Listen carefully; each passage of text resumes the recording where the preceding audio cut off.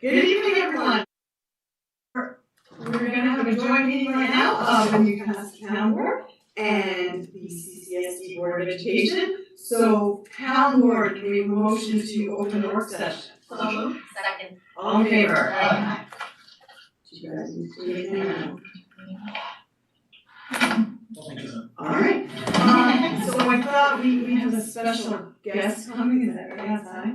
Yeah. Okay, wait, before they come, I thought let's just go around and just introduce ourselves, because we may not all know each other. So I'm Lisa Hess, Town Supervisor. Ally Showtime. Holly McCall. Brian Kilson. Matt Auerbach. Alyssa Markman. Caitlin Long. Christina Good. Vicky Eaton. Jeremy Hillary Grassman. Jenny Girl. Jill Shapiro. Sorry, one month old grandson. Alright, well, since we're a joint board, and there is the Chappaqua Children's Book Festival coming this weekend, we have a special guest visiting us today.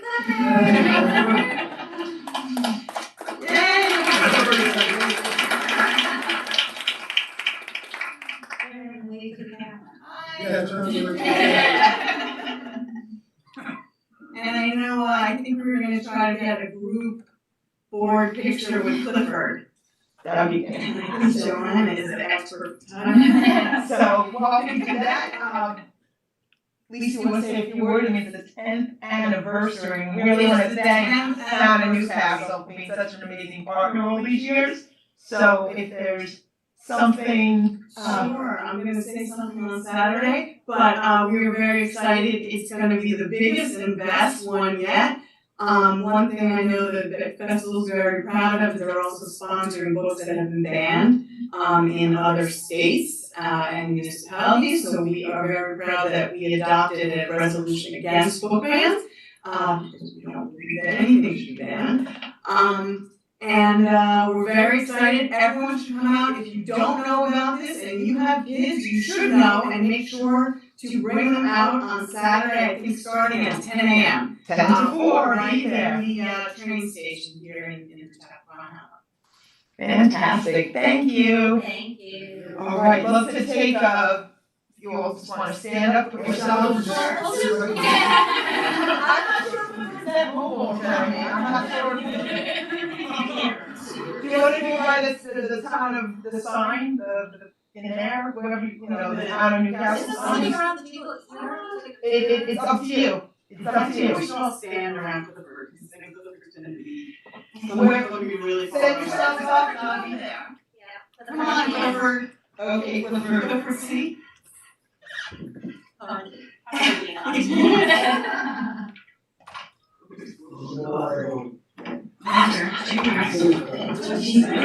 there. Does everyone want to come around Clifford? Do you want to stand? You can guarantee Dawn Greenberg is going to be plastering this up, thanking Town of Newcastle and the support of so many, so just fantastic. Why don't we put Clifford, I'm gonna take 2 steps back, so we don't have all this going around. Yeah, for a second. Alright, ready? Okay, push in, wanna make sure I can see you. Here we go. Let's have you put yourself more. I'm gonna say Lisa, make sure I see you. Alright, now we're talking, here we go. Smile, somebody wanna put your arms up maybe or something? Okay, yeah, open your eyes, Clifford. Yeah, arms up, Clifford. Fantastic, the gentleman behind Lisa, a little to your right, there we go. We got one. Fantastic, have a great board meeting, guys. Thank you. Thank you, Clifford. See everyone on Saturday, train station. Everybody should take a look. Okay, so Because we're pretty much. thank you so much. Bye. Alright, well, that was fun. That doesn't happen every year.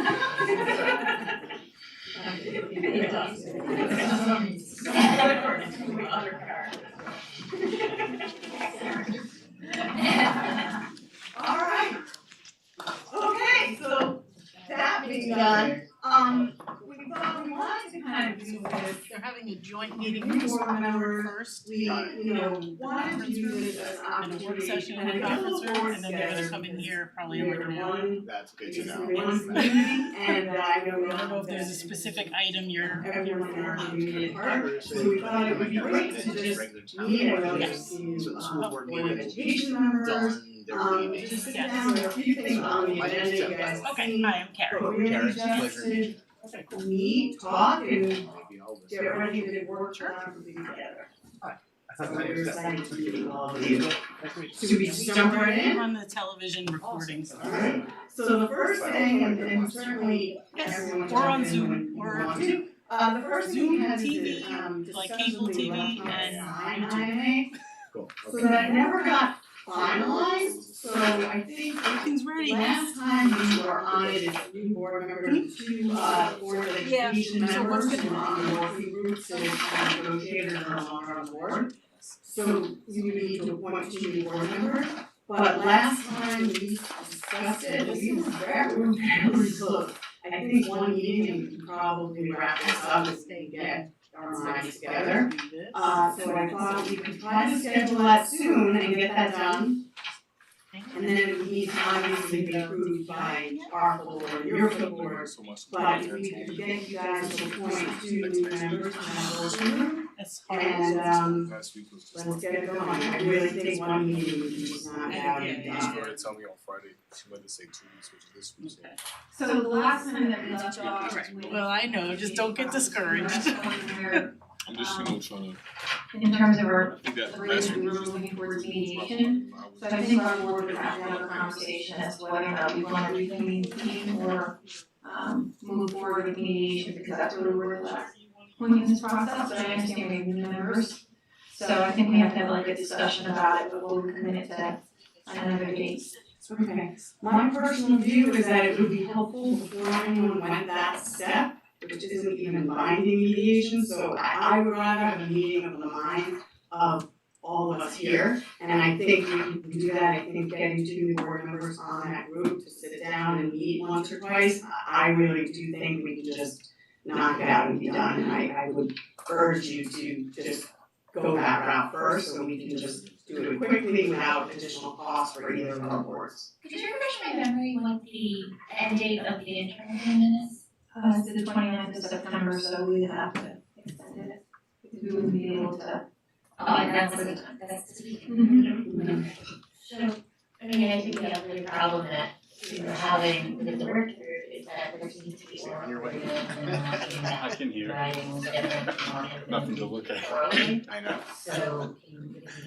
I wish they'd put, like, said that it was gonna be in a private room, that would've been helpful. Yes, I actually don't believe it did happen, I think it I was a was disagreement thinking, among the it's just attorneys. in here But too, we. the work sessions are in Or there, we Yeah. discussed in meeting, But you I've know, seen them sometimes occasionally do a what work we session out discuss here. is not especially when it's a released. joint. So when lawyers get together and then put it My in name's Tim, by the the way. language, there's always. Tim.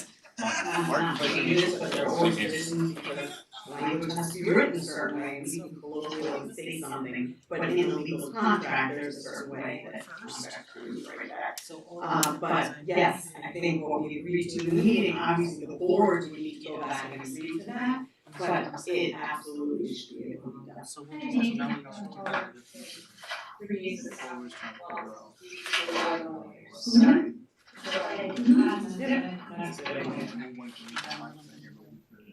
Okay, so if you guys can get back to us on that, pretty quickly, and we would, certainly extend that so that we can meet, but I think if we can meet early October, or at some point in October, I think we can. This is this part.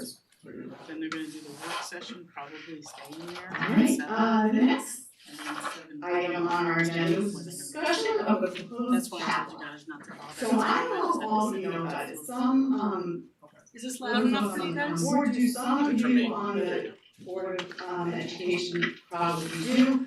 What that is, and if I'm too simplistic, you know about it already, just tell me to stop talking. But it's a proposed walking paved, somewhat of a paved, walking path, basically from the end of North Greeley Avenue all the way up to Roaring Brook Road. it would be a way to connect the business district at Chappaqua Crossing to the hamlet here in Chappaqua. It would also be a way to connect the Bell School to Horace Greeley High School, because we go past there. And it's a way for the track team, for instance, to be able to run through down here instead of running on 117, which was really enough. I saw my son doing that. And it also is a fabulous way to kind of connect so many homes to the train. It's, trails to rails. It has a lot of great benefits. And it's something we've been working on for a while. It would be very helpful to have the schools buy in for this. And certainly we're open to any suggestions. It is a path that exists now, just not officially, that plenty of students use, plenty of kids are on there, it's unsupervised. So this would also be a way to make sure there are cameras, there's blue lights, the police are gonna be looking at it, you'll have more people. So it would be a way to be sure that actually it's utilized appropriately as well. So we had, I know you had mentioned, Christine, that you wanted to look at your security, so we have the chief here as well to answer any questions. Jill, did you have anything else you wanted to say? Just, the security concerns were mentioned to us, but they never actually been mentioned. I'm not seeking to have any state secrets revealed at this meeting, but if there are concerns about security, I had asked the chief if he was on it. So if there are security concerns that the board has, we would very much like to hear about them. After we begin the meeting, we just wanted to be very clear about the path. So they're doing a joint meeting with Which the actually, board at this point, is not on school property until until 7. that actually connects to Roaring Brook Road, 7:30, we would then and then they're gonna move in here. sidewalks that would run Probably 8, from because Roaring they're usually Brook not on Road time. up to Yes, that is- section with the Chappaqua Crossing where there is a signal in place and crosswalks. So basically creating a trailhead down at Roaring Brook Road. And encouraging kids to, basically have to driven and get out of their cars and walk to school, they can ride their bicycles to school. It's gonna allow for non-motorized transportation to go there.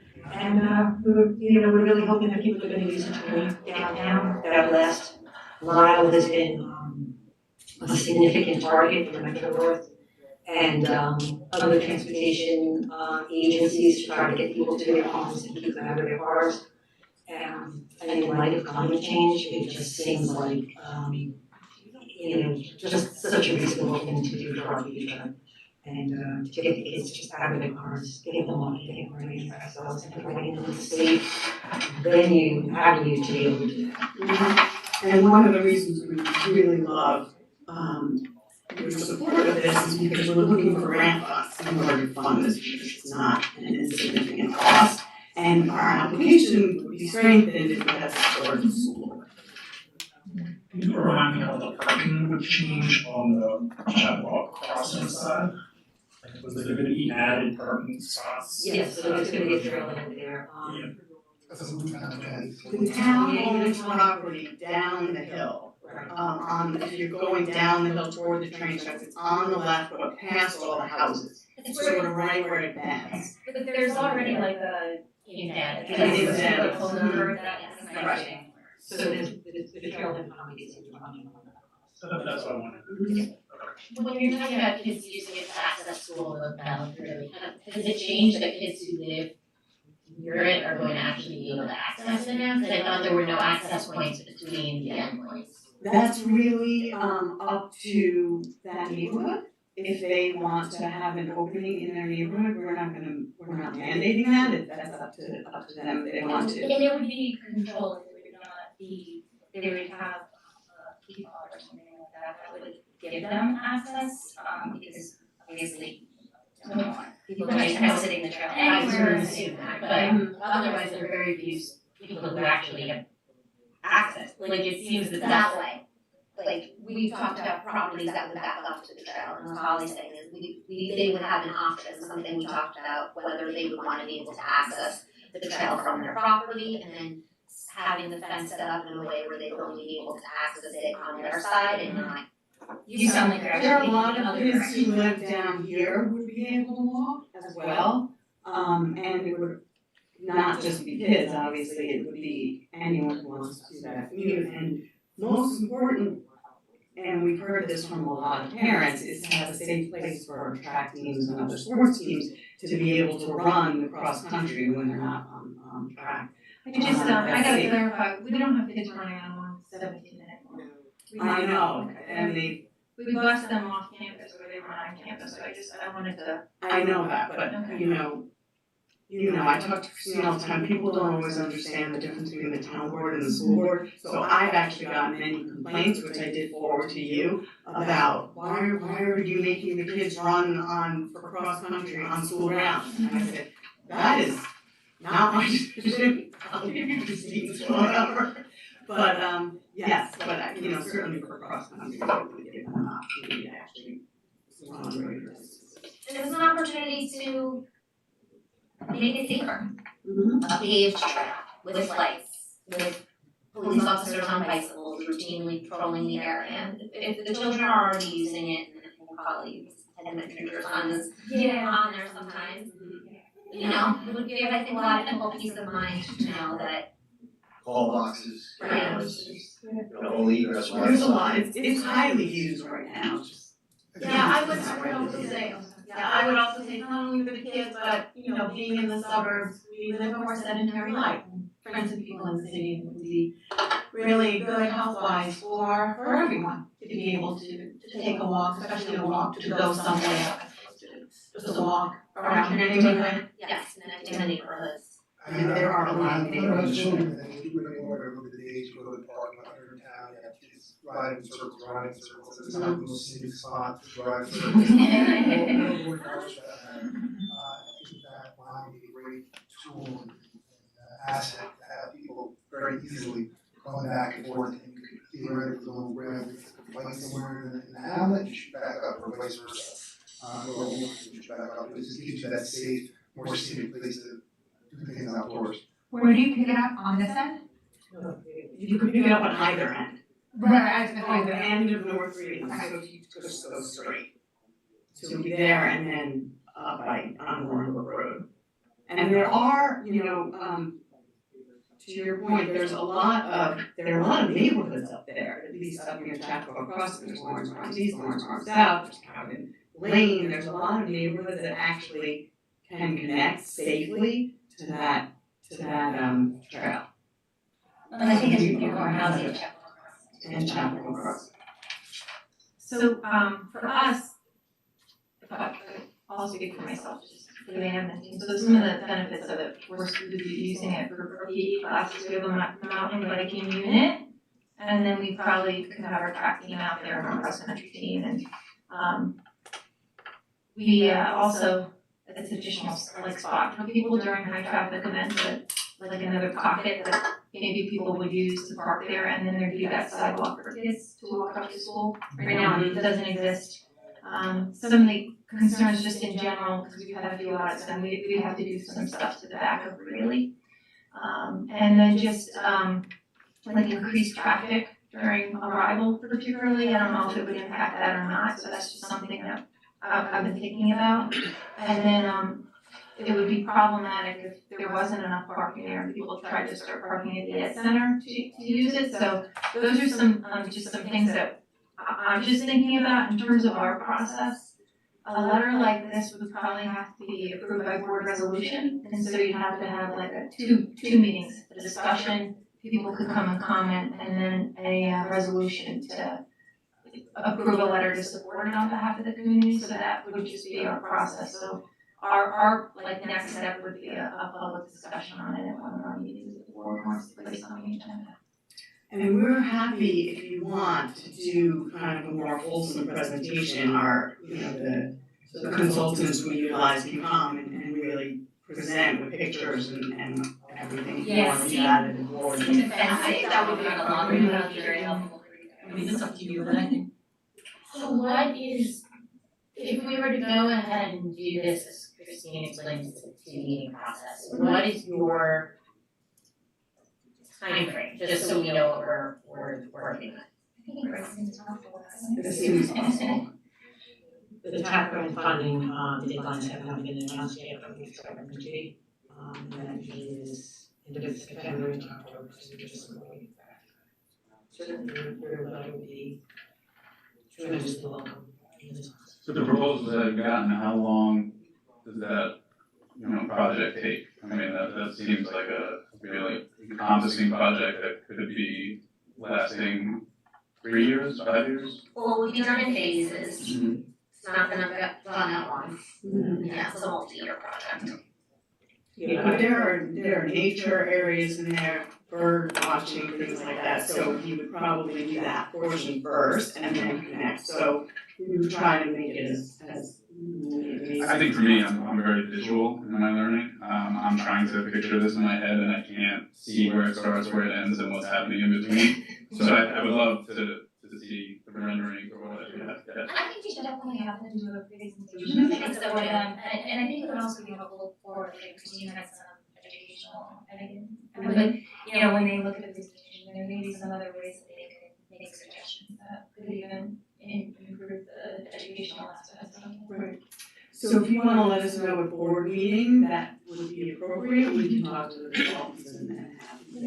Do you have any resident pushback or any other entities that are in opposition to this, and what are you doing about that? So, you can talk to that, we haven't had much resident pushback.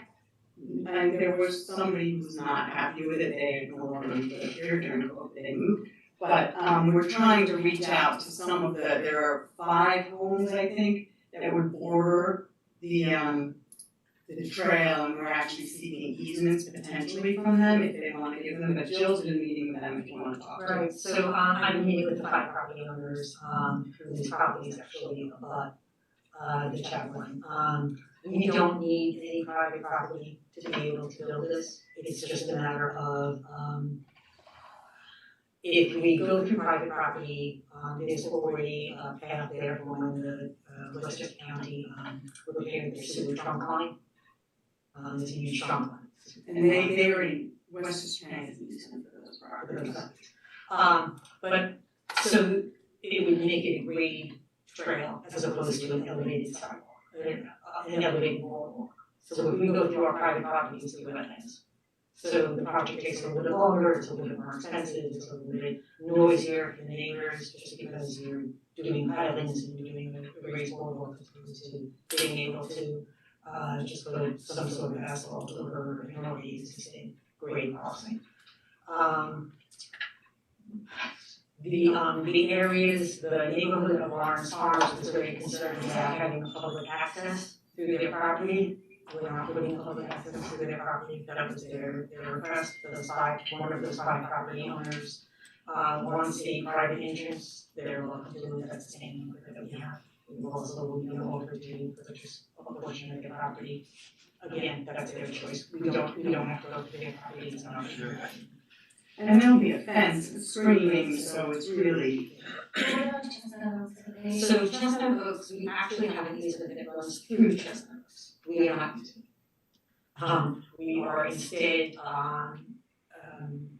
in the midst of obtaining an easement from Metro North to go behind the, fence at Chestnut Oaks, between the fence and the railroad tracks. And we're basically gonna carve out a 10-foot, easement that will allow us to create a, just a grade level path that takes us behind Chestnut Oaks. So I think the challenge of it is there's not really a lot of opposition, and it's been addressed for a concerns. But no doubt we'll do like anything else. I'm sure, Steve don't like the structure behind them, Absolutely, I think some of the concerns with Chestnut Oaks was, like 25 cars parked in the community for people to stop on and hop off. So those should be obviously addressed as best we can, and unfortunately, another issue should come to fruition, hopefully, when it comes to fruition. And there were questions about lighting, is it going, for the water and properties, is it gonna light them up, so we were able to address that, there are lights you can utilize that actually just shine down. So we've been in discussions for a while with all stakeholders around there and have changed the plans to, in order to accommodate that. This is what could happen as good as this. Yeah. Yeah, I mean, when I recall it started, the objections that I saw, I wasn't on the town board, but the objections really related to the possible takings of property when people just weren't sure whether, the shop might have to go through private property and through Chestnut Oak property as well, but that's, obviously no longer on the table. Yeah, it's generally very like individual personal concerns and not like an organization within the community that's concerned. So of the trail that exists right now, how much usage is it getting? I know it's not an official trail right now, but are kids on it? Are people on it every day? I mean, do you know? It's right, you might wanna check it out. I've never been. I didn't know where it began and ended. So But now, that's part of the problem, it can't be monitored because it's not an official trail, so we don't know, we do know unofficially, that kids are on it. Kids are on it That's unsupervised. it's unsupervised, so It's dangerous. they're not behind really, that's overgrown and it's over by the track area, that's where the kids, there's a path back there that's where they go. Right. That's what happens when you charge too much in Oh, taxes. Really, it's overgrown. So if you're amenable to it, I think we should have that presentation, I think it'll answer a lot of questions, and you'll see for the visual learners, you'll see the pictures, and you'll see the map there, because I'm a visual learner also, so I'm with you. And you'll see where it's gonna go, what it's gonna look like, and it's really, I think, a fabulous, would be fabulous amenity. I agree. Okay. Alright. Next. So did you have anything you want to talk about with the chief on the chat line, or you're gonna wait until? Alright, field and facility usage fees. So that's gonna be a much longer discussion than just for today. But we just kind of wanted to put it on your radar and flag it for future discussion. We are one of the only municipalities that actually pay their school district for use of fields. Not including obviously janitorial staff for events and anyone who needs to clean up spaces. But we're one of the only municipalities that does that, and it's a significant amount of money, especially with regard to our camps, as well as, that use of a basketball, for our basketball program, our youth basketball program. So I wanted to put it on the radar. It's something we would really like to talk about. If there is a way that we can reduce and or eliminate these fees, other than out-of-pocket expenses, obviously, for overtime for anyone who needs to be in indoor facilities or outdoor facilities.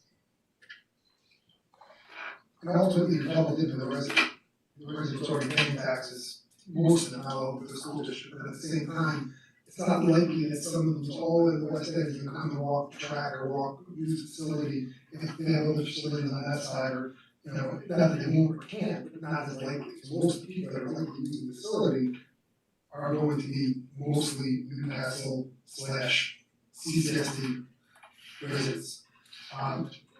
It's a lot of money. To your point, Jeremy, also, I know that, so there are CCSD students who are not part of Newcastle. However, we allow those students to utilize our rec programs. So it's really gonna be the same people. There's never gonna be an opportunity where the taxpayers of CCSD are not able to utilize those programs. So it's the same taxpayers.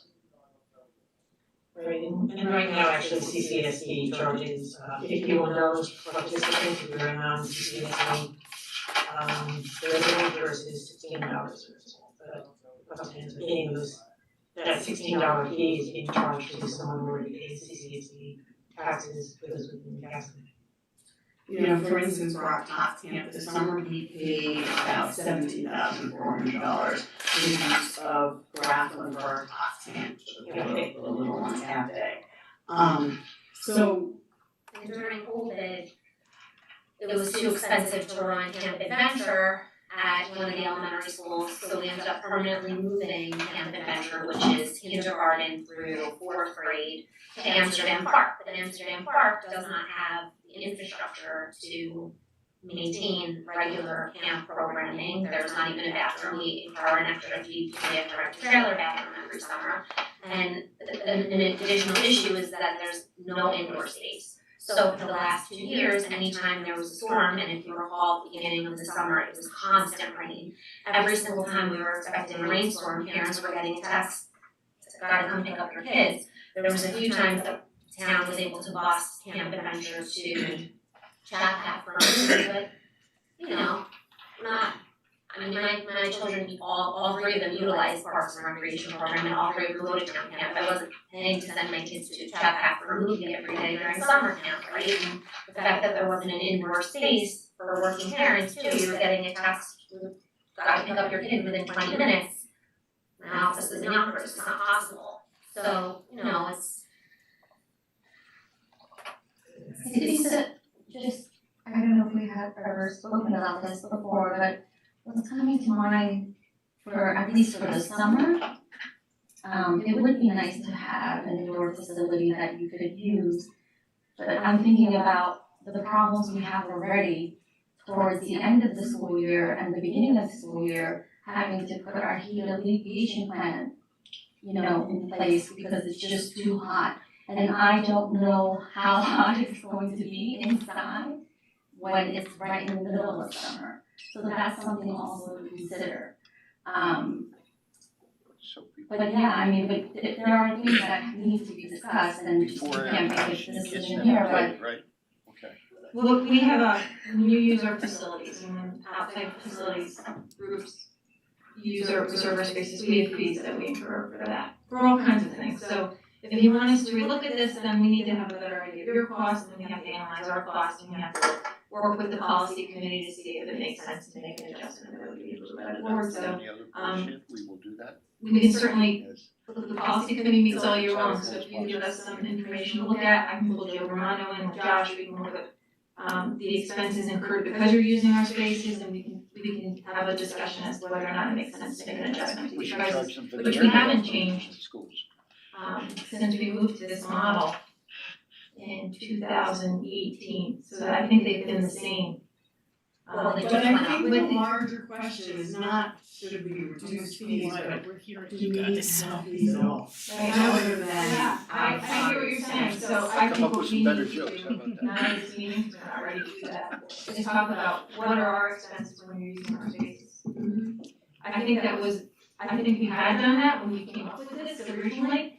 I feel like if we do another analysis of it, costs have gone up for us, so I don't, but we're not prepared to talk about that today, but we certainly can. If you give us information to look at, and we can, policy committee, we can have a better conversation around, what we feel makes sense for us based on what we feel like we need. The only, one small piece of pushback I would just say is that when you say we are using the facilities, it's not we, it's your same student body that's using the facilities. It's not as if it's out of town people coming in, out of school district people coming in and using the facilities. It's still the same students, the same constituency, probably the overwhelming amount, hence that's why it's the difference in price for a non-resident and just school district resident. So I that's. hear what you're saying, it's just, we don't budget for it. So like, if we're gonna incur the cost of you using the facilities, our kids using the facilities through you, your organization, then we have to budget for that. To support it, because right now we don't. So that's like another layer of this, so a conversation earlier rather than later is really important for us. So thank you for being another thing that I wanna just understand is because you're talking about a rec program, right? Like Newcastle rec program, because there are also private sport groups, like what we don't want to happen if we look at this is that suddenly magically all sports groups become rec groups. Like there are right now, Newcastle Rec leagues or whatever. And then there are many other outside sport organizations. It can't, if we would change the policy towards Newcastle Rec League, it would not necessarily change the policy towards outside. I think that's totally fair. Sporting Yeah, that's fair. organization. That's totally fair. But I guess what we're saying is that it couldn't be then that instead of there being these divisions, that those suddenly became subsumed into. Right. You understand what I'm saying? Understood. I mean, this is traditional programs that Newcastle Rec has always run. Our basketball programs always run. So you say that's sort of, when I was looking at that, I could go to the town and have a school. That's what I'm saying. Just what I'm definitely sign up for your voting class. When we say kind of Newcastle programs, are you talking about lacrosse, baseball, soccer?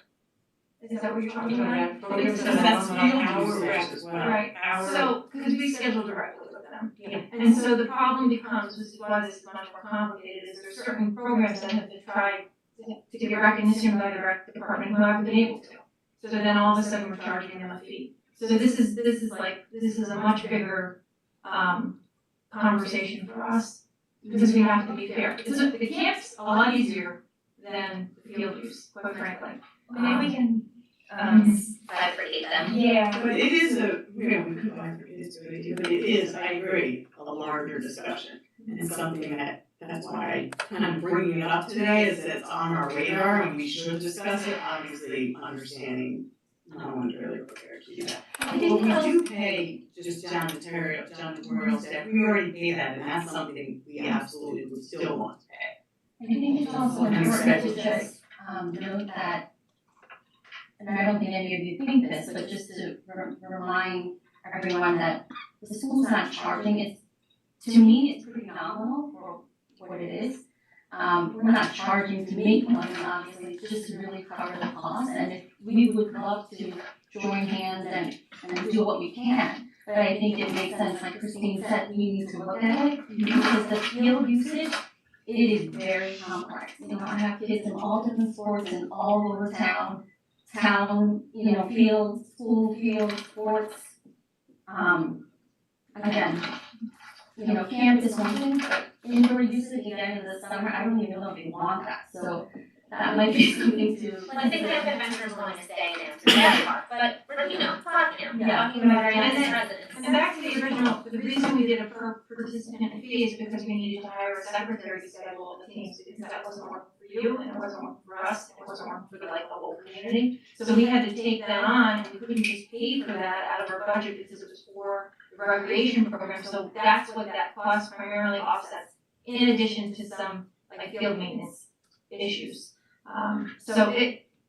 Listen, it's a big conversation. This was not done casually. This was done after a lot of thought and consideration. And to make a shift, there's a lot of different components of it that need to be analyzed before we do that. I just think that there's when you take a look at it, you can see that there's a difference between field usage and your science and the indoor basketball program, badminton program, which, are overwhelmingly used by CCSD families. Still being charged additional fees for it, and the whole idea that, the custodians are there cleaning during the week, that we're still paying for additional charges, even if we're on there, they would be there. So let me ask you, would your fees go down if we waived the fees? Yeah, we pass these on. So you would lower your fees to the residents? Yes. And the users? Yeah. And, one example comes to mind about accessibility.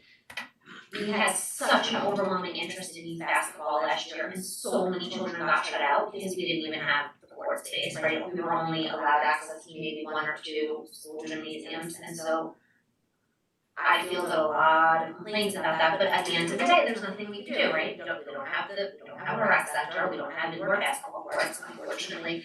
But it pains me when community members have to seek athletic programs outside of the community. We want to be fostering our recreation programs, want to be supporting our parks and rec department, and I think there is opportunity here to work together on this and make sure that everybody who wants to play basketball in the winter has the option to play. with their friends. Alright, future budget and staffing at SLUs. We just wanted, well, we wanted to know whether or not, in light of the fact that the chief is in the midst of hiring right now to be able to accommodate the additional staffing for the SROs, which we're happy to do. As we prepare our budget for the next year, we need some advance notice, whether it be for cars or additional staffing, to know whether or not the SRO levels at this point are going to, do you think that they're going to stay the same, or do you expect that there are going to be additional SROs that are going to be needed, just so that we have an idea as to, you know. Yeah, start our budget process next week. Well, so there are many municipalities that are paying for SROs in schools. I mean, that's also, that's also something that's true, and that, we thought we were going to have a conversation about, and that conversation turned out very differently. But I think that the answer is we don't know. As I've talked about a few times publicly already, there are a number of different ways that different communities are staffing SROs. We are actively advocating for some changes that would make the finances of it easier. As we talked about in that meeting, it would be helpful for that to be joint advocacy. But there are also a number of programs, so I've been participating in a number of meetings, that there are different thoughts on how to potentially make SROs more affordable to school districts. And we are hopeful that some of that might come to fruition, but we're just not in a position at this point to say what we might or might not want to be able to do or be able to do financially past this year, or the 2 years that we've entered into. For the 2 SROs, I don't think we can say anything definitively at this point beyond that. So Holly and I were in a meeting where we talked about advocacy, and I can't speak on behalf of the board, but I know we were of the opinion that anything we can do to help you advocate to make the provision of SROs more affordable, whether it comes out, isn't included in the tax cap, et cetera, we are fully amenable to helping and supporting that goal. So I can't speak for the rest of the board members, but. That's right. Yeah, and we would be happy to meet with our state reps, assemblyman or state senator. Well, I've been doing that, so. But I can tell you those efforts have been ongoing for years and years regarding school security. And it's just a question of how targeted and how focused they are. Well, we're working on it. On the different districts and different towns. My strategy, I've met with multiple legislators, and the strategy is asking for an exemption for this in the tax cap and packaging it as not an exemption for SROs, but an exemption for security personnel. That way it's not as political. And so I've met with 3, I have one more I have to meet with before I organize a correspondence, and I met with my superintendent group, but anytime that you could advocate for the same in that way, I think is helpful because there's a consistent message. Because it really is beyond the pale that some communities, school districts don't have to pay anything, and other school districts have to pay half, and other school districts have to pay the whole thing, and it's not right for communities. So my position is just give us the exemption to allow us to budget for it, so I don't have to pull from the contractual side of the budget, which impacts the classes. So that's our position right now. If there's some additional movement in a different way, that would be great, but I'm not relying on that because that usually never bends in our favor in the school district. So are you only considering adding SROs if there's that change in the tax cap? I'm just trying to wrap my mind around this too, as a parent and someone who's obviously very, very involved in advocating for adding SROs. Want to make sure that the message to the community is what the expectations are in the spring. Because it was my understanding the expectation was that we would be adding them to all of the schools. And I've really pushed my colleagues on the town board to take a community stance on this. This is not just the school district's problem, this is a community problem. We have to work together to solve it, and I sincerely mean that. It's important to me, and I know a lot of people agree. So I just wanna make sure that what's being relayed to the parents is in line with kind of where the survey results came out, and if there's something that we could do to help you advance that goal, we wanna know now. We wanna know now, if that's the bottom line, if we were to say tomorrow, yeah, we'll pay for all three, and that's what you guys are looking at, we wanna work with, we can't obviously take on the cost of transfer, but we wanna work towards creative community solutions. So if the bottom line is either take it out of the tax cap or town board pay for all three of them, are those the two choices, or are we open to working together on a solution? An alternative solution, while we wait for this to happen and all the which could take years. And we have a tax cap as well, as you know. I'm sorry, but who do you think pays for it if the town pays for it? The same taxpayers. So whether it's coming out of the school budget or whether it's coming out of the town budget, but the problem remains the same. Christine just spoke about the fact that it's beyond the pale of the community to figure out this. It's the same community. Right, but it's not, I mean. You want to get percentages of budget? I mean, we really don't want to go. Or maybe we do. I mean, I think that it is a difference. Yes, it's coming out of a budget, and yes, it's the same taxpayers, but I think that it is more complicated. There are plenty of municipalities where the town budget is where the SROs are funded through. There are also school districts that are hiring retired police officers as SROs. We're still fully trained SROs, but are getting all of their retirement and other benefits from their previous job, the one they retired from, so that they can be 10-month employees, so that they can be, frankly, cheaper employees, because you're not paying benefits and not paying retirement. So we were told that wasn't an option, and yet it's an option in many other school districts, so that's another possibility. Do you want to speak to that? Yeah. Can you name one? Oh gosh, I was on the call, I don't remember. I don't wanna speak for a district, but it was So we're bound by the Worcester County Police Act and have collective bargaining agreement with my DBA, which are rid of those now. Okay, And then I know you say that there are municipalities, I guess two municipalities that pick the restaurants 100%. Yeah, Harrison. Whereas there's another model here in town where they do 90%. I think 70-30 seems to be, the more common line. I think I wanna go back to Ali's question, because it's a pointed one, and I appreciate it. But I can't answer it, because I don't know where the budget is next year yet. And so to say, our data point last year from the community members who took the survey was very supportive, and our faculty, of having SROs in all six buildings. That is absolutely true. But there's a lot that goes into building a budget, which is why the exemption advocacy is what I'm focused on right now, because it allows for more flexibility in budgeting, because right now I don't have it. So if you were to say, what are you gonna do, Christine, how are you gonna present the budget, are you gonna put 6 in? The answer is, I don't know, because if that means increasing the elementary class sizes, because I have to pull from somewhere, there's gonna be a whole other population of people that are really unhappy about that.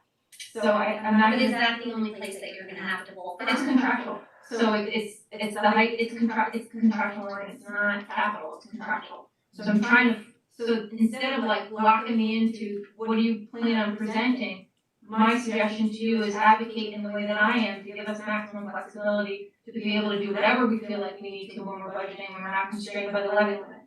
Because right now, if I were to add, let's say, hypothetically, 6 police officers plus security, it's like $1.8 million. Maybe, around that, and that's a lot of money. When you have a levy limit, you gotta roll over increases to staff.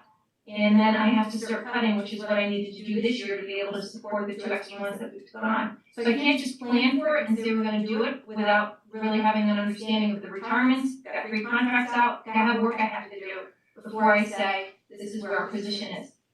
So the best position that we could be in is an exemption, and I could push the tax levy up so that it doesn't preclude me from adding it and pulling from somewhere else. So I'm not gonna sit here and say, this is what I'm presenting to the board, because I don't know yet. But I hear you loud and clear, And I hear Hillary, and it is true that some districts get more support to do this financially from their town, but I also heard the town when we had a meeting saying that was not possible right now. So it's a real difficult position for us all to be in. And We that's also it. do pay a significant amount toward SROs, it's not that we're paying zero. We're paying a significant amount toward those SROs, which maybe previously wasn't understood that we were. The other issue too is that the students who are utilizing the SROs as part of the Chappaqua Central School District, some of those are actually not Newcastle taxpayers. So that is where there's a difference. Unlike the rec programs where we let, as long as they're in CCSD, we allow them to utilize our rec programs.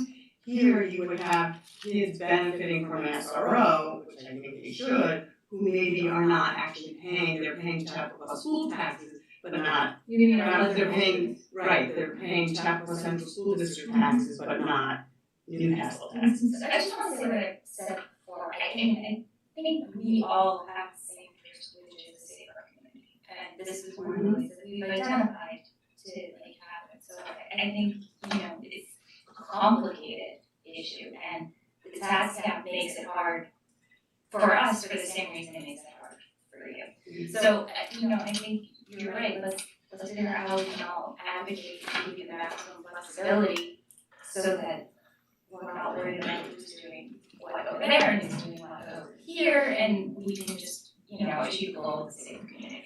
Christine, for the messages that you're giving to the legislators who you're speaking with, do you have that memorialized somewhere so that we might be in a position to be able to read it when we speak?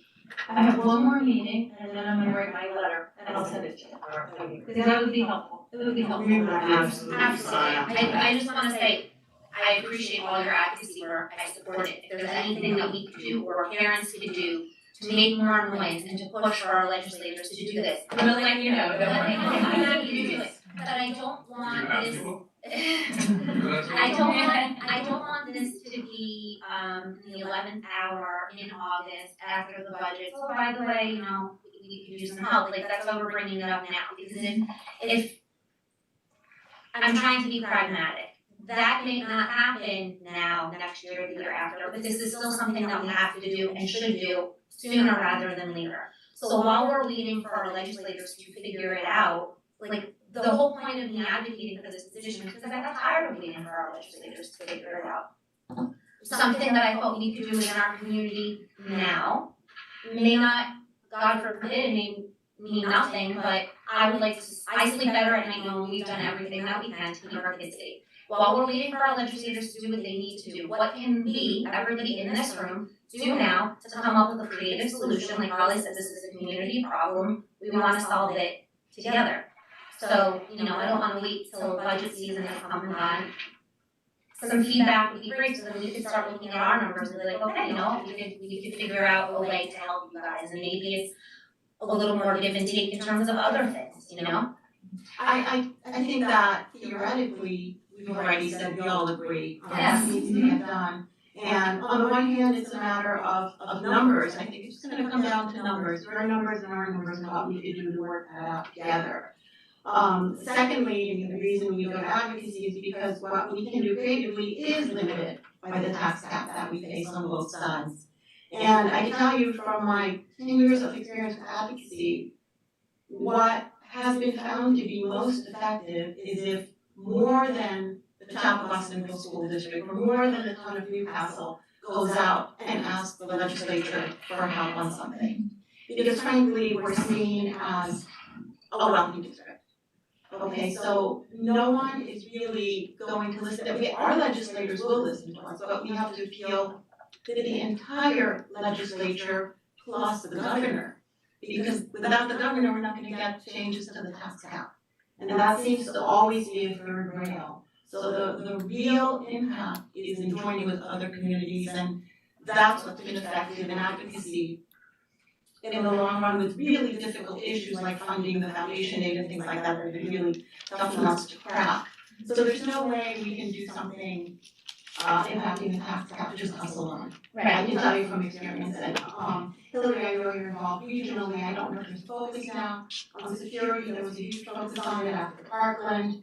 that's still the moving the needle, so I don't know what will, but at some point, there is a point where you reach a tipping, you tip the scale. I don't know where that will be, but I just don't think we can get to it alone. I have spoken just to that point with the town supervisors of all the towns in Westchester about this issue, and I think most, if not all of them, would be on board with trying to advocate to take So that's what we have to do. Yes. That's what I also wanna say that I know that who has spoken so far is in support of having an SRO in every building, that I don't know if that's a reflection of the whole board of education, so I do wanna be fair and put that in the center of the table. And this is a pilot for us, and I think that's important too. Michelle is not. Clearly we feel that Michelle's presence at the high school or an SRO is very important, but we're piloting into other positions, so I just wanna put that position out there. But I do need flexibility if the board decides they wanna go further, and so that's what I'm trying to, that's how I'm trying to position us right now. But you did say that the feedback that you got from the community and from staff was overwhelmingly in support, so. Yeah, you have those results, I sent them to you. Yep, I know, I saw them, but And I would go on the record, and obviously I don't think I need to go on the record, but I will. I am advocating for Right, I mean, if that's what the community wants. I mean, even without the community, that is my belief, but with the community, I think, Well, and to Vicky's point, about advocacy, so we have been trying to get consensus around this. I've been, not at, because I'm also on Zoom, which is its own level of infuriating, but I've been on a number of meetings, and the consensus is that something needs to change.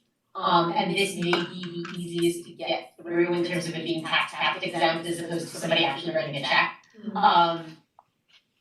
So I think that there is at least regional consensus. There is the statewide advocacy. The statewide advocacy is always trickier because you learn very quickly, as I'm sure you all have seen too, that New York State is a collection of many states that do not necessarily have aligned interests. Although on more funding for security, whatever mechanism that takes, there seems to be agreement. Whether it's everybody's first priority or not is, negotiable. I think for some communities where it's not, and I'm not referencing anything local, but for some communities where it's not a school district issue to provide security, it's less of a hot topic because it's not their problem. But I think that it's something that certainly is front of mind, we're working on. There's certainly, I missed a webinar about school security for an hour and a half last week, so it's certainly front of mind. Whether or not we can get them to change is obviously. I think we're kind of going in circles here. We're going, one last thing I do want to add, people who may be watching or fans at home, is that what people have to understand is ultimately, if we hire new police officers and they revert back to the community, because you ultimately do not want them as an SRO, now we're adding the full force, and then I use that term financially, back to the community. We're getting 3 extra cars that you might be using that ultimately come back to the community. That has major impacts on our cap. We're a fraction of your cap. Not even on the same issues, just on a larger scale. So I think people who are not in this room don't understand that I believe in good faith. We're trying to figure this out and work together to make it happen, but there are many pieces. And it's not as if we're not saying, we don't want to pay anything. We're just saying, we don't want to pay anything. There's just practical realities of all this. But I don't need to take the stage and say we're going in circles, but I think the principles are shared. Well, and that's not our intention in any way, to be like, let's try this, and then, oh no, these are your police officers. I just, I mean, if we don't have to level, that's what we're trying to get to. Alright, so should we move on?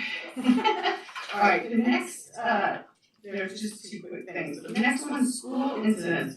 So I sent an email to the whole board of education and to Christine as well, that, when there are incidents in the school, like anti-Semitic, hate crime, let's say, the school gets, you notify that school, the parents of that, the students in that school, sorry. But it gets out in the community, and I get phone calls about it. And then it's like a giant game of telephone with students from other schools asking what's going on. They're asking me what's going on. I'm calling Christine. So I wanted the board to consider, it's not every incident, but if there's something that rises to a level of import, I wanted you to consider notifying the town so we can match messaging and get that same information out there instead of not knowing and then miscommunication.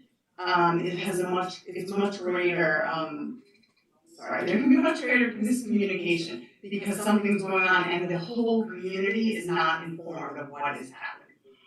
So it's something, and I know, I didn't hear back from the school board on it, but I did hear back from Christine.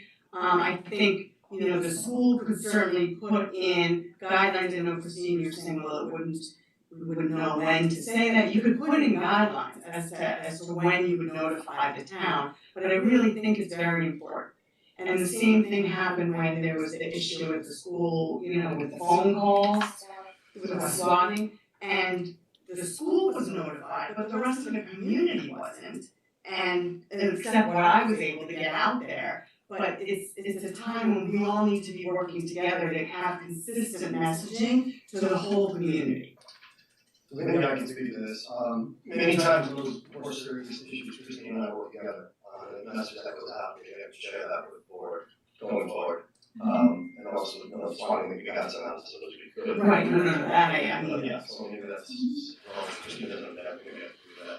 Yeah, I know, but just recently, I know there was an anti-Semitic incident at Bell, and the Bell students' families were notified of that, but then I had Seven Bridges families and Greeley families calling me saying what happened, and I didn't know, and then I have to refer them to you, and then they're trying to hear from their friends at Bell, and it's a giant game of telephone. And I think it would be much more beneficial to our community if we could have one point of contact and communication. And it's something I just want you to consider for issues like that. It doesn't need to be for everything. There are obviously things you're only gonna let the high school kids know, curriculum, whatever it may be, but things of greater import where it comes to safety or discrimination and issues that really are impacting the whole community, I would urge you to consider letting the town in on that so we can have a joint message. Or at least so we can disseminate your message in an appropriate manner. So our protocols are outlined in our code of conduct, and this took us a long time to figure out what was appropriate, based on what we felt like we needed to do in our school community when children make mistakes. And so at this point, we wouldn't be able to add to our protocols because it would create a situation where the policy committee would need to meet. We'd have to do some work on our end, change the code of conduct and push that out to the community, but it's certainly something that we can talk about as we plan forward for next year. So does the board feel that way, or is that your thought? No, it's right here in the code of conduct. No, but what I'm proposing now, I'm wondering, is it your opinion, or has the board thought about it and discussed So it? the board approved the updates to the code of conduct. So those of us on the policy committee made the adjustments to it this year, so we were in favor of what's at that time. Well, I understand, but this is a new development, so is it something that you want to reconsider? I understand that the policy committee would need to meet again, but to me, it's of greater import. Does that policy include messages when you have to include Chief Carroll? Or is that a separate category? The code of conduct has real clear language of when we are to notify parents when there's an incident of hate speech, bias, and or discrimination, okay? There are times where we send out notices to buildings because something occurs and it's so disruptive that we need to let parents know that we've addressed it, that goes beyond hate speech. And so often those are when I'm working on communications with Jim, and not appropriate to send to the full district. If we were to send information out to the full district every time we have an incident that we address with kids around school safety or hate speech, we'd be sending messages out with a frequency which wouldn't be good for our students. And so a lot of care and consideration went into this policy. And if we were to change it, there's a huge process that needs to take place, including a hearing and notice to the community. And so it's not as simplistic as saying, okay, we can do this differently starting tomorrow. I also would be concerned that I would be sending something to someone outside of this and it's not about you, Lisa, but it's about sending a message out to someone who is not a parent in a particular building, who would be sharing it out on behalf of the school community for us, when that's not what the protocol looks like here. So it would, if we felt like, or the board felt like there would be a layer where the town would need to know so they could push something out, then we would be pushing the message out ourselves. Because it would need to come from us, there can't be a conduit like that, so, we really have to talk about it. But, sometimes what happens with students is that they make mistakes and parents feel like they wanna know because of their own needs and not necessarily the needs associated with the children who need to have a course correction, and it creates a dynamic that we don't want for our kids. And so this is why this was very carefully considered. And it's been reviewed every year, and we haven't made an adjustment to it. And, we have a quarterly reporting system that we exercise at the board meetings as a way to offset the concern that not everyone would be notified when something happens, so that the board can keep track of these incidents in the way that they felt was appropriate based on the fact that we're working with children. So, I was right here last week when we had that joint presentation with Stephen Goldberg, and he suggested, because it was brought up that incident at the Bell Playground, that the appropriate notification conduit for the community is the police blotter, which is why Jim's comment is right in line with what his perception is the appropriate way of sharing out information like that with the larger community. Would you share that with Jim then, and then he can share that with us, or it's not something you share?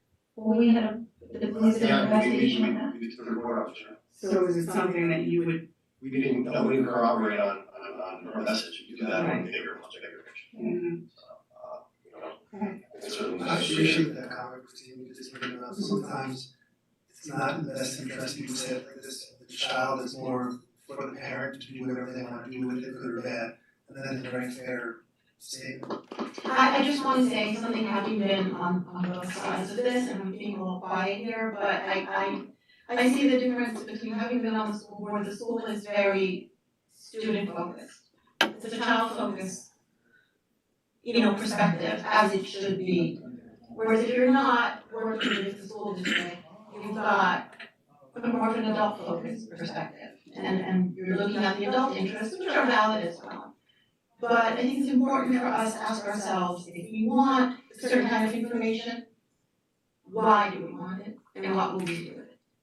And whose interests are being served by those questions is going to be different, because every incident is different, perpetrated by different children at different ages. And so it's not a one size fits all, it's a complicated. I'm not so much concerned about in-school issues with students. I don't actually think that's like any business. I think in terms of student making a mistake, the school district and the principal, however they can handle it. I'm more focused on like safety issues and making sure that whatever's happening, we're not kind of, if it's something serious, we also have the information, because, some people in this building that have to respond to that, and also we are gonna get calls from community members, what's going on, we saw lights, we saw sirens. So, I just wanna be clear about what I'm asking, in terms of your, policy and your code of conduct and all that, I'm not asking you to revise the policy. I think school matters need to be handled in school, it's not my place, not on board of it. But I'm more thinking like bigger picture in terms of safety and making sure that our messages are aligned, and if there are things that are rising to a certain level where our police department needs to be involved, I think we should know that they're going on too, that's all. making sure that whatever. But it sounds like it is. But Yes. but I'm just letting you know that I'm hearing from parents, let's say at Seven Bridges, saying, who are very upset about what happened, that they're not notified, and it's something they actually wanna speak to their children about. It's not because of their morbid curiosity, Why it's would you say because, response to this? well, I want to finish my school, but that, well, that's why I'm bringing it up, is that I'm hearing from the parents what's happening here, we wanna talk to our kids about it, my child is very upset because they're hearing through the grapevine about what happened, and we don't have appropriate messaging as to what actually happened. And they're all the I same think it is appropriate in age. that time though, to point them back to the board and. I do. I would say it is appropriate for you guys, because like you said, it didn't happen under your, watch, and it's not your department, so to speak. So I think in that moment, when people, parents call you, they send them to us. I do, and also, again, that people don't always understand. I'm constantly sending them to you guys, but I need to let you know that this is what I'm hearing. Because I do get We hear too, why didn't you tell? I mean, this isn't news, and everybody wants to know everything that's going on everywhere because it might be interesting to them.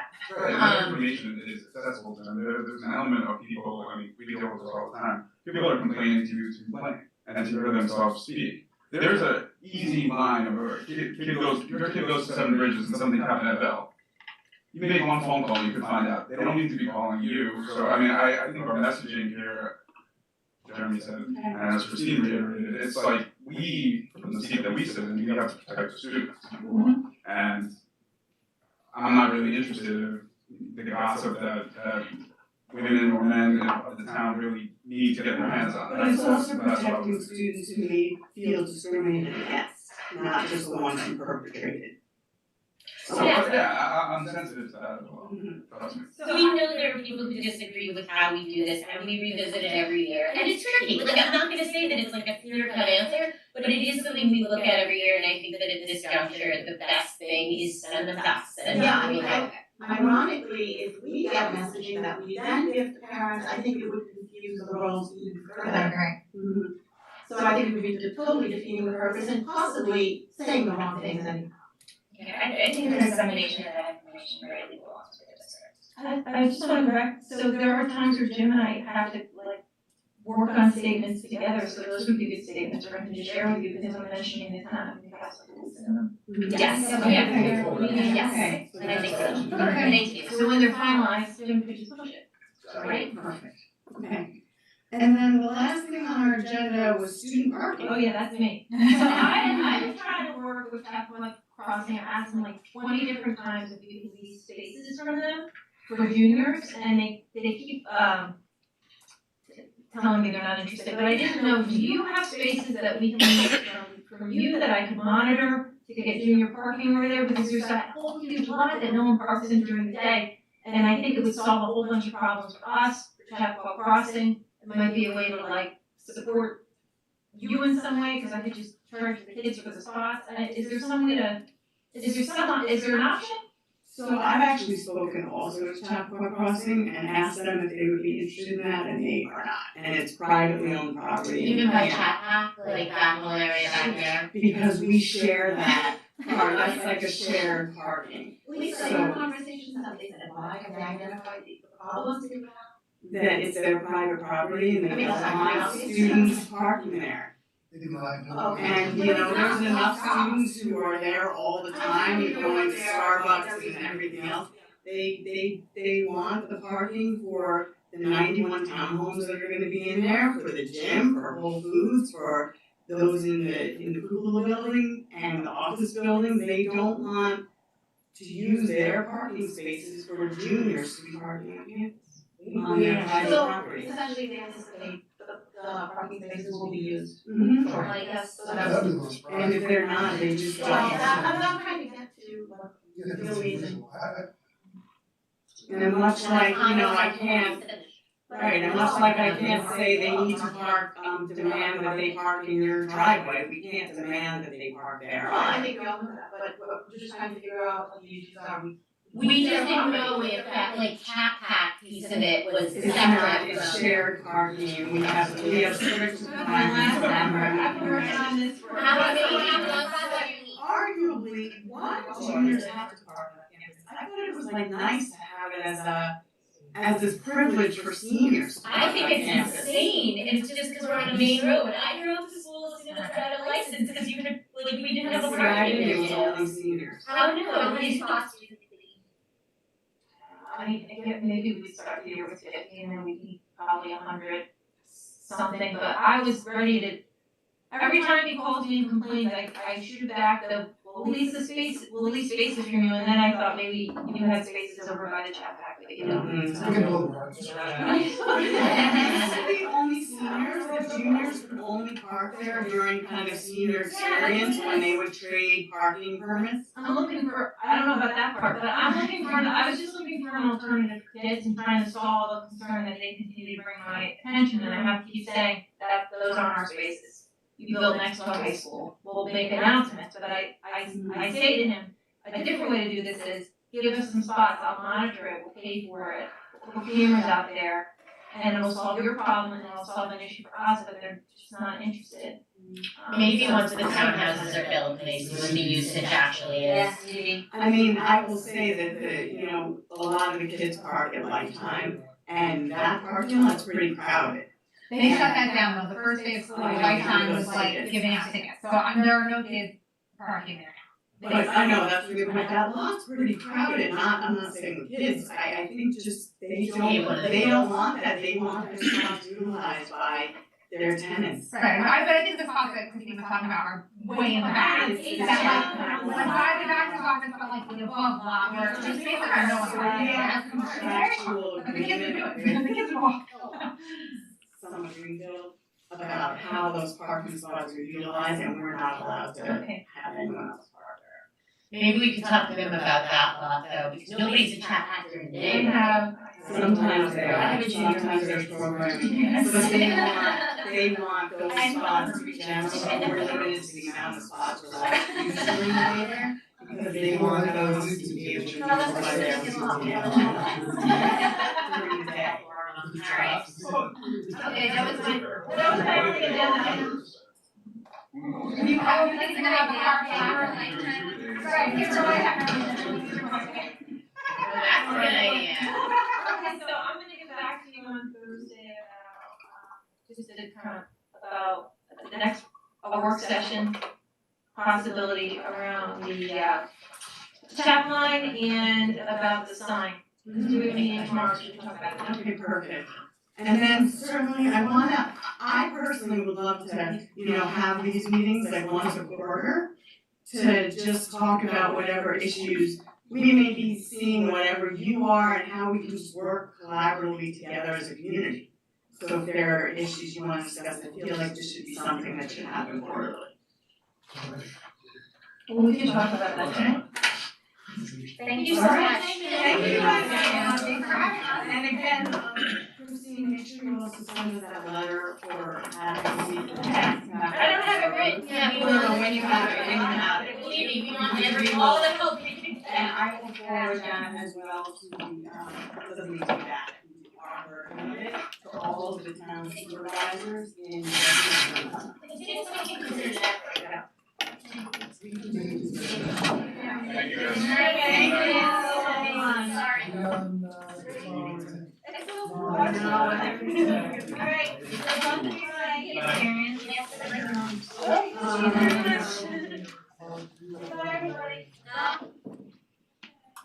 Oh, how are you? I haven't seen you in so long. How's everything going?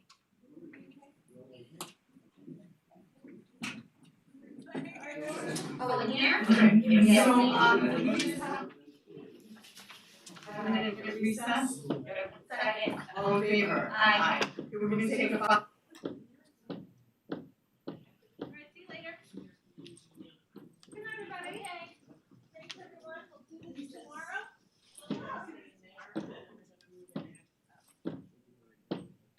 Not executive work session. Work session and then. Yeah.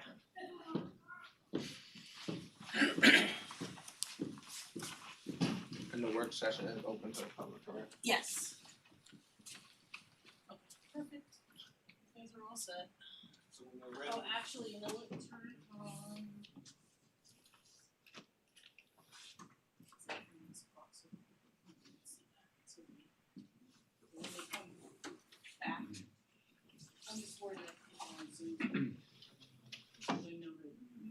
don't have to worry about yeah, leave that, cause only their audio is live, Got so when they're ready, the mute will. They'll You open unmute. up the Zoom mics and that's fine, that's Yeah. fine, okay.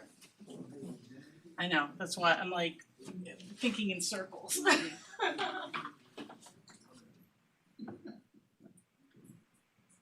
Excited. Sorry, guys. Well, we speak money. And then tomorrow night, it's a zoning board. Remember those guys that never closed the meeting properly, but it shouldn't be as long. And tonight, they don't have. Yes, I think so. So that should keep things shorter, cause I have to go the next day and look at tabs for like the different sections, and like last time it was like 15 minutes and then 2 hours was just, well, you guys were doing it. It was like 2 hours of just the people getting up to the microphone, you know?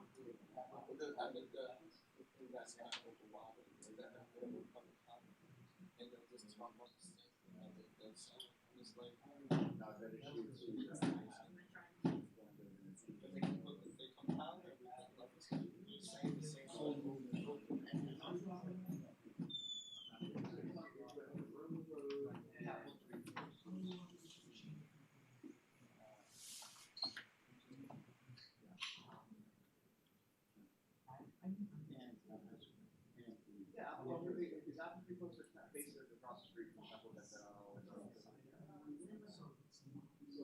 you're saying it's off one side? Yeah, it's on one. I just.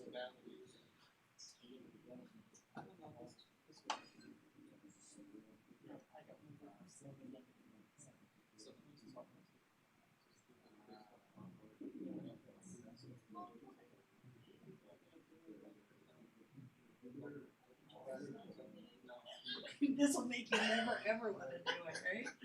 Oh, to like run for something, you mean? I know, but honestly, when you find something where you can. Here it's just pretty much. It's not meetings. They're probably getting ready. We'll know when Lisa comes back, cause all you're gonna have to do is flip back to the Zoom and then put our camera on off. And maybe make this guy full screen. Have we had no gallery the whole time? Yeah, maybe we should put it, next time we'll put it back just on Zoom. Well, when they come back, we'll put it on so that the voice, people won't probably saw one square. We got here like that, alright. But wait till they actually go back.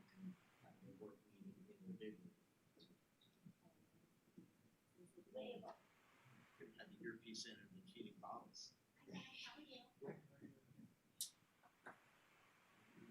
Hi there, stranger. Yeah, well, we're Mac and I've met you once or twice before in the past. Thanks for everything you do. Oh, thank you. Lisa, you did a great job. You did a great job. One person that made some comments. I just wanna let you guys know, I know you're here for. So we have the public hearing closed, so it was closed 2 weeks ago. So, we're accepting written comments. Tonight, we're discussing the super documents, but it's just a work session, there's no public comment. Do we know where they're gonna be? Work session in there, and then they're gonna move it here for the meeting. Oh, okay, but we can now be in there. You could have before too, I guess, if you could fit. I could fit, I just thought that, when you're broadcasting in here, I figured, Well, I just have it in case, I mean, when the hordes of people come. But yeah, if you wanna go, sit in the back like they are. yeah, I know, but I'm sorry about my bad jokes. In fact, that a bigger audience there. Of course, we had no idea Nice to that meet that you, was. You too. Good to meet you, Tim. Have a nice day. So. He's a new resident. New resident? Yeah, Oh, in okay. town, he's very interested. Okay. And No, cause I, you know, he asked me and I didn't know how to ask, like, oh, and hi, what are you here for, kind of thing. yeah, well, I say I personally am worried about you. Yeah, because I think I you know got what my you, guys. but you know what I think. I know. Yeah, because I think you, but if there's anything we can do, if there's ever anything we can talk about. I think I gotta get in. Yeah, go on in. Yeah.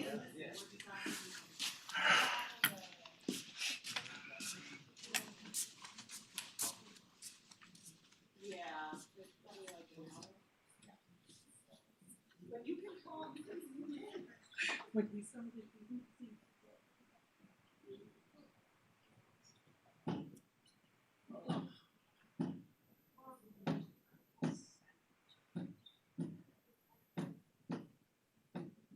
Let's get ready. We'll hear the audio kicking. Okay. Oh. Our audio's open, so yes. No, he's open. Oh, their audio's not working. Yeah. That's good. And then just turn the camera.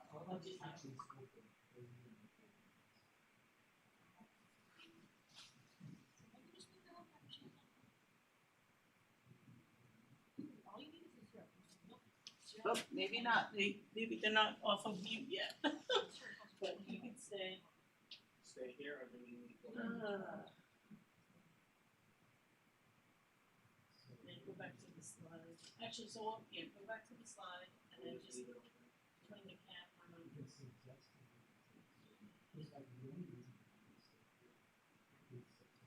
Yeah, turn the camera back on Zoom.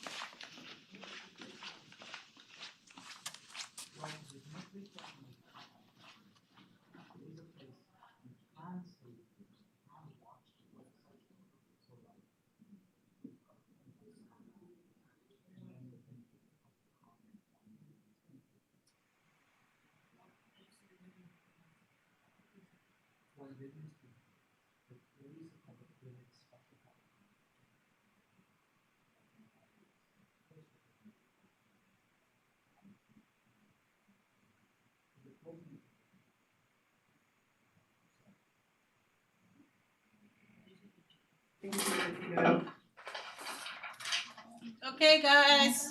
Okay, welcome back to our work session of Tuesday, September 26th. We're just continuing what we just had a joint meeting with the Chappaqua Schools.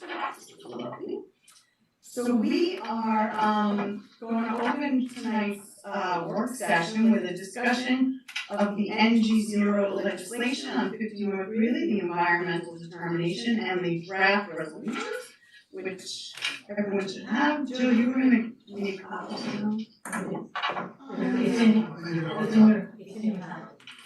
It's in your file. Yes, I have it.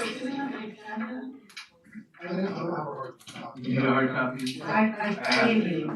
He gave it to me. I haven't. You should give me one of mine.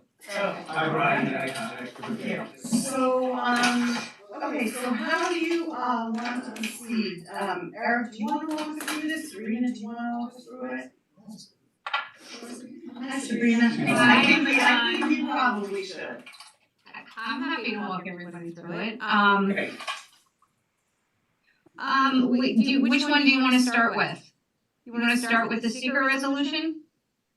Sure. Yeah, why don't we do that first, because that'll be the first thing you. Okay, I do want to make note. I do want to make note that, you know, we did include information in the negative declaration regarding the phase 1 site analysis that was done under the land section that we had discussed last time we met to go through the negative declaration. So that is pretty much the only change that was made to the negative declaration. You will see in the resolution, I can go page by page, there's 9 pages of this resolution. And it very much summarizes the beginning of the negative declaration where we start talking about the first whereas, what this is all about. The application was submitted, when it was submitted, the origin of the legislation, how many times we revised the legislation, all those important dates are put in the second whereas clause. And see, but only if I am going through this and you have questions. It's okay, if you have questions as I'm going through this, please stop me. So the first page really is this was the start of the application. You'll see at the last whereas clause in the resolution really gives some specificity as to what the legislation is saying.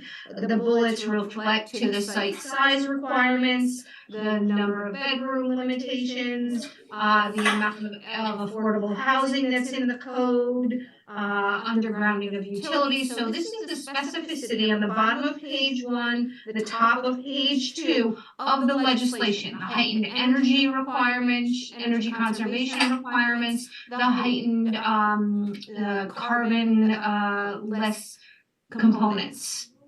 So that is really important to put the framework of the type of legislation you are, or the special permit, what you're trying to achieve through the special permit. The next whereas clause on the top of page 2 really talks about the application or the concept plan that has been proposed by the applicant and the 50 units, just going through the different composition of what that project is. And then there's another whereas clause that follows the first one that talks about the affordable housing and the increase of affordable housing in 12%. Okay, Sabrina, you're going pretty fast, we have a lot of pages we're flipping through. Okay. Yeah, no, I know, so I wanna stop there and I wanna ask you whether that whereas clause would be on the third bullet point with the AFFH units, does that reflect what the applicant is going to do? Nope, that comes later on. That comes later. You have to understand that the secret determination has to walk through the process that the town walked through with the applicant. The legislation currently talks about an increase from 10% to 12% with a 2% allocation for workforce housing. That's what the legislation says. That's less than what the applicant. Correct. Yes. Okay, Yeah. so we're getting. Bear with me. Bear with me. This is Okay, got it. think of your resolution like a story. Okay, we're at the beginning of the discussion and we're gonna get to the end. Got it.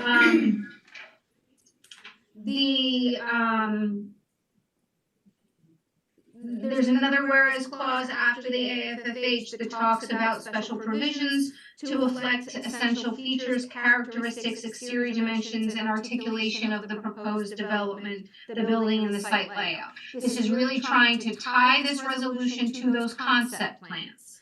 And then we further what that concept plan reflects. It reflects the intent of the NG0 special permit legislation, and it talks about those concept plans being attached to the environmental determination that is part of this resolution. It talks about in the next whereas clause, if there's an alternative development plan, it would also be required to adhere to the high performance net zero carbon emissions criteria as listed in the special permit legislation. And it has to meet all those environmental standards. So it's not just somebody else can come in after this is adopted and a special permit is granted and say, now we're gonna change this. Okay, it has to adhere to the characteristics that are explained throughout the legislation. And Eric, by all means. Yeah, Sabrina, one other important point on that with the alternative plan, because the proposed action is the approval of the legislation, and then there's the concept plan on top of it, which you're reviewing for environmental reviews, for its environmental impacts. But if there is an alternative development plan that comes in, right, that this plan somehow goes away, which was the concern I heard the board saying at the last meeting significantly, as Sabrina said, they have to meet all the requirements of the underlying legislation, which are significant environmental improvements. And we talk about, and you talk about the development of the site through the concept plan, but they all also have to meet the general conditions for a special permit, which are also, so they have to come forward with a special permit application, and then you have certain requirements in section 60-430B 1 through 5 of the town zoning code. Those provisions really talk about, some specific requirements that have to be met by any development plan that's granted a special permit. That includes, does the nature of the building, impact the ability to develop other, neighboring properties? How does it impact that? How is it, you have to address parking, and how it addresses parking? So all those general conditions, and I believe I cite them in one of the resolutions, I know I cited them verbatim. So that really gives this board a lot of discretion. If a new special permit application comes in that materially changes what's in your concept plan now, that gives you a lot of discretion to say, well, we want you to change the appearance of the building because we think it does impact some of the ability to address neighboring properties. We think it does have impacts on streetscape. We think it does have an impact on, traffic that needs to be addressed here. Those are all part of your general conditions. So that, I think the concern that you had, that well, there's a possibility that they're not going to come in with a concept plan as part of the special permit that matches up with this particular one, you're going to be able to address it through the special permit. And if there's a material change to this plan, there may be a new secret review that's done, or a further secret review that's done with respect to any material changes to this concept plan. So. Can I ask a question? Oh, sorry. Just one quick question. Can we put something in here, I didn't see it in here, that just says, for the avoidance of doubt, the legislative intent is that you are gonna build something substantially similar to Exhibit A and attach a copy of it. Yeah, I was asking. But if I may. Did we decide, wait 1 second, Sabrina, did we decide that we could not be attaching the concept plan to the actual legislation? I don't. Right, it's Not the legislation, but we do attach it to the. Yeah, I know the resolution, but I didn't. It is attached to the resolution, it's attached to the resolution through the environment. I know, what I'm asking is, did we determine that we could not attach it to the legislation? We can't attach the concept plan and say you have to design something similar. Okay, so that was the no, I just wanted to. Right, that, we can't require every, for this particular site to build this particular concept plan.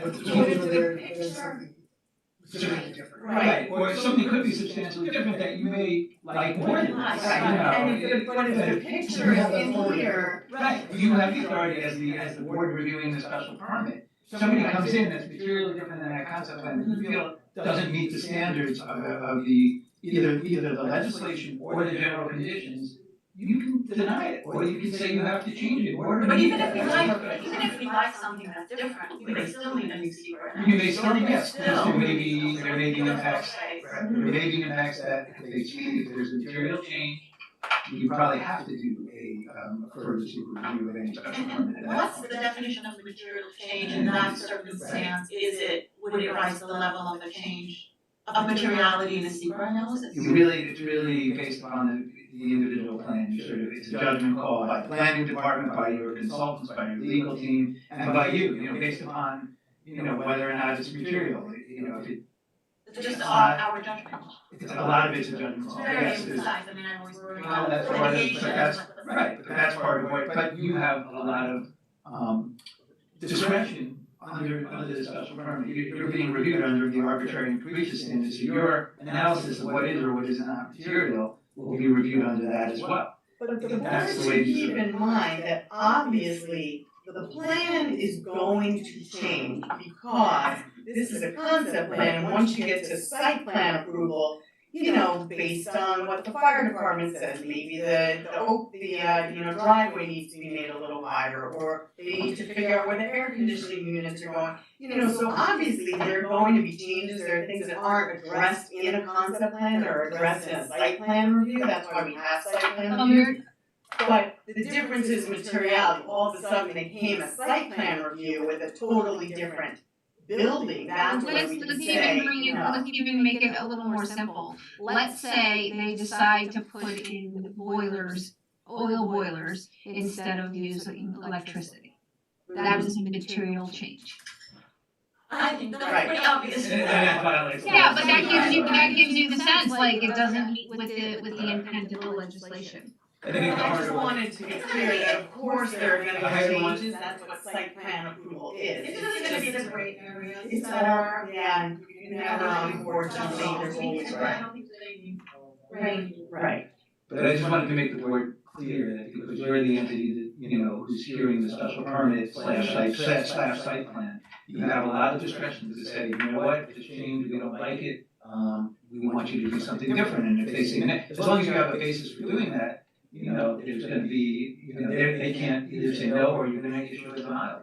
Have you looked at the case law on this? And would you have examples? I mean, I don't want to put you on the spot, not right now, but. I mean, the case law is all based What upon are individual examples of circumstances. arbitrary?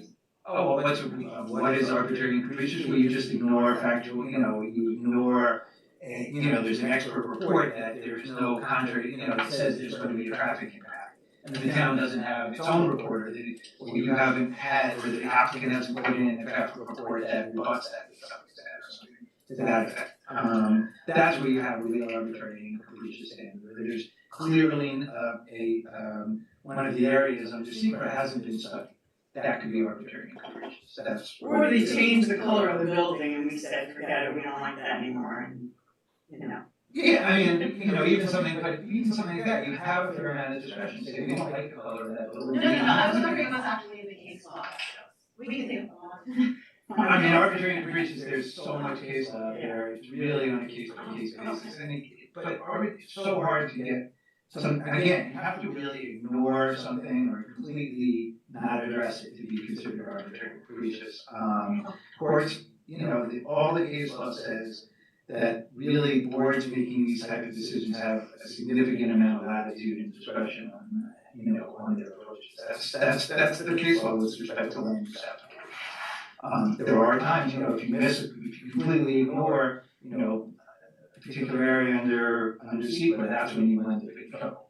Or there's something you haven't addressed at all that's been brought up, that's where you can run into trouble. But of course, if there's two experts saying, hey, one that says traffic's okay, one that says it doesn't, and the town board agrees with the one that says there is none, that's not a basis really for the court for overturning a decision that says, hey, there's no environmental impact with respect to traffic.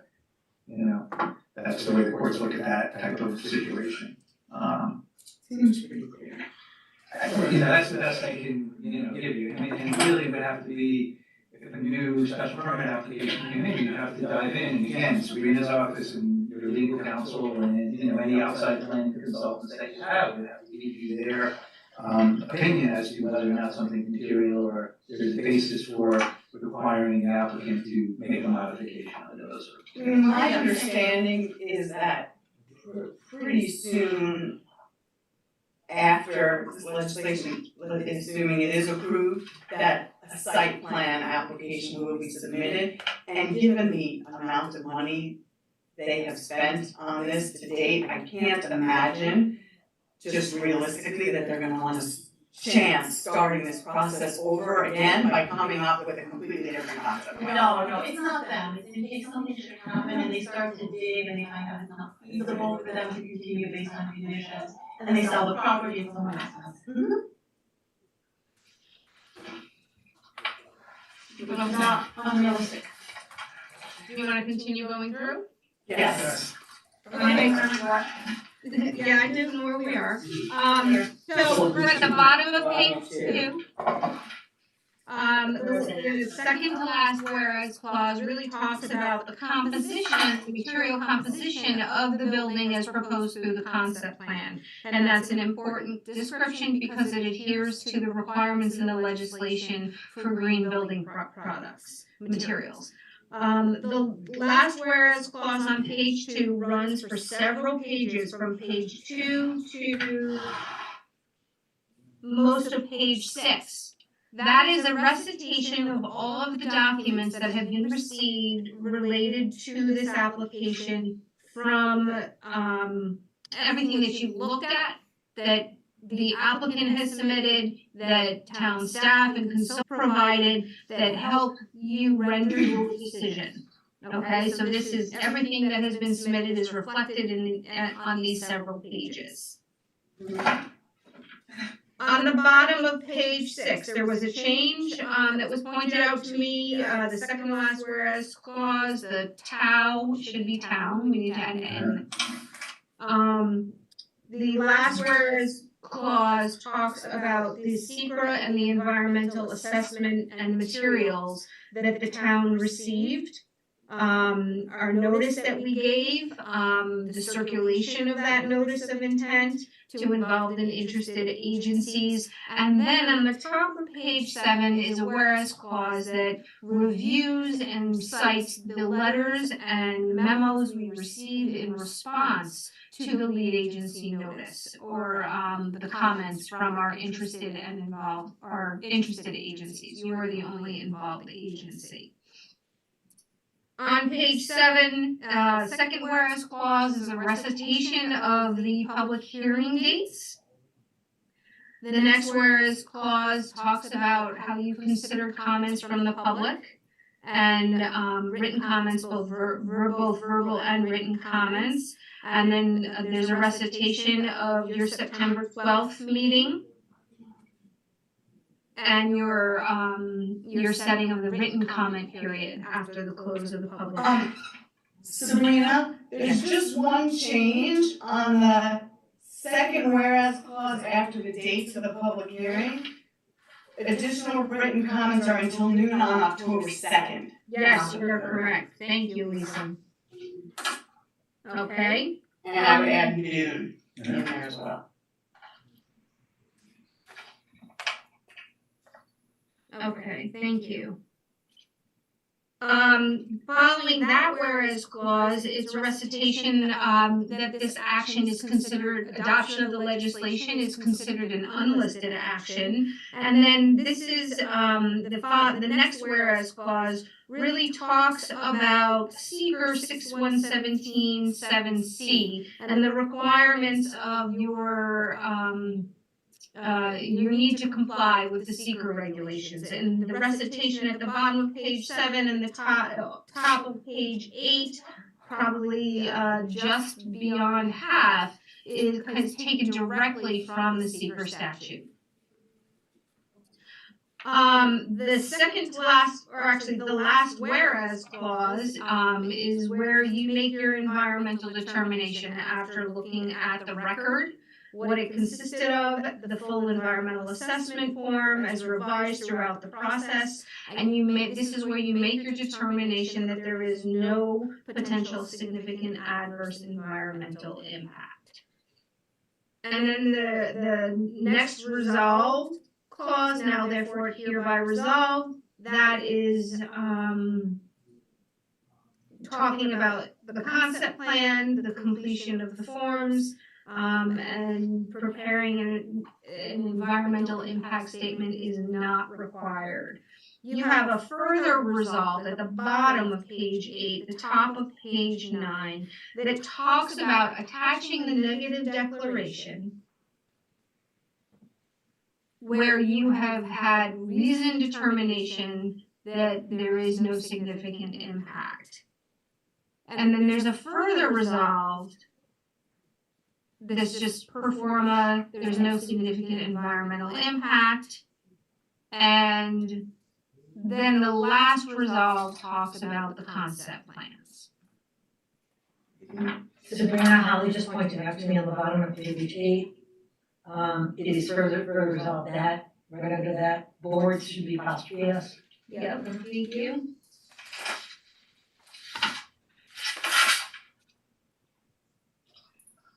And that's it for this resolution. And then what would be attached to this resolution is the negative declaration that has the concept plans attached.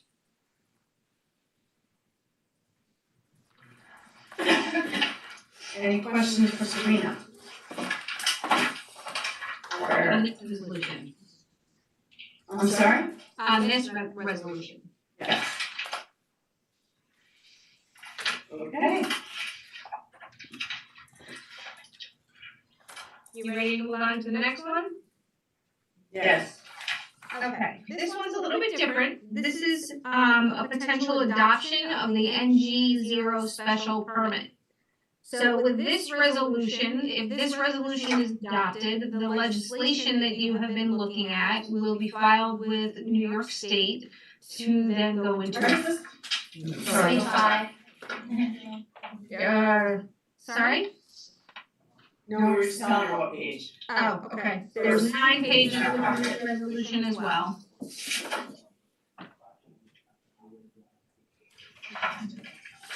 Okay. All right, the first page is Yeah. the first page, very similar to the secret resolution, really talks about the application, the same whereas clauses, and a list of the special characteristics of the special permit, which are embroiled into the legislation that are part of this adoption. If you flip the page, the next whereas clause refers to the general conditions and standards that are applicable to all special permits. This is what Eric, you were referring to. That's, it's, I mean, I'm not sure in your agenda because I don't have the document. It's the second page of the resolution, right under, it starts, it refers to section 60-420B1-5, which is what I was referring to previously. Should it be page 16 or of the top right corner? Yeah. I was so confused. Alright. That was not very much. 16. Yeah. Right, that's the Legislation. The 68. So might not be a theme, but my name is in the snow. There's no theme in Natalie. So 68 is the first page, 69 is the second page, and it's the first one. Thanks for pointing that out, Ally. And actually, I mean, is that supposed to be our beginning? It's on both of them. Yep, I know. Yeah, Alexandra probably. Should probably say Alexandra. Same. Make my mom happy. Hey, it's important. Is that how you spell Ally? She loves them a lot. Okay, moving on. Thank you for change. In the middle of the page, it talks about the proposed zoning and the attached concept plan and how that was intended to be reflective of what the legislation was talking about. The next whereas clause speaks to the fact that there's no other properties that are eligible for application of the NG special permit. And that the legislation contains provisions that are tailored to reflect the essential features, characteristics, exterior dimensions, and articulation of the proposed building and site layout as depicted in the concept plan. And that, again, is another kind of input into this resolution to provide some assurances that you're going to get what you're asking for. Sabrina, I'm sorry to interrupt. I just want to take a step back. So the first resolution we looked at was a resolution regarding the secret process, the secret negative declaration. So this resolution is pertaining to the legislation itself. Correct. Okay, I just wanted to. Yeah, the first lay that out. resolution adopts the negative declaration, formally adopts the negative declaration, right? This one adopts the legislation. It's formally adopted. So At temporarily, the same time. You have to do the secret temporarily, and then the legislation next. Okay, I just wanted to establish structure. Sorry, Sabrina. no, it's okay. I was gonna say the same thing. So you're gonna see in the legislation, out of the same whereas clauses in this resolution that were in the negative declaration, because we're talking about the same thing. The next whereas clause on the bottom of page 2 talks about the green building components that are reflective of the requirements of the legislation. And then let me just point out, Sabrina, so we said, the concept plan enabled you to really get a sense of the, what the legislation would allow. So that was sort of the underlying reflective nature of the concept plan, but to get an understanding of how the legislation would be implemented. That I think is important for you to understand. And then, Sorry. no, thank you, Eric. And then at the bottom, of page 2, there's a whereas clause that talks about if there's an alternative development plan, it would also have to be a high performance net zero carbon emission building, meeting all of the environmental standards as outlined in the NG0 special permit legislation, as determined by the town board. Again, an effort to really put the responsibility on the town board. It is your decision through the special permit. The top of page 3 includes a whereas clause of the application that was initially presented to you, the 42 units. It starts with the 42 units, and then we talk about the 52 parking spaces, and then talks about what the original application was. The next whereas clause talks about the original allocation of the affordable housing in the legislation, as represented in the concept plan. Then we go through the history at this time of receiving your full environmental assessment form and all other materials and reports that compile your record. And the same listing is contained in this resolution from page 3 of the resolution. I'm not sure of your number, through page 7.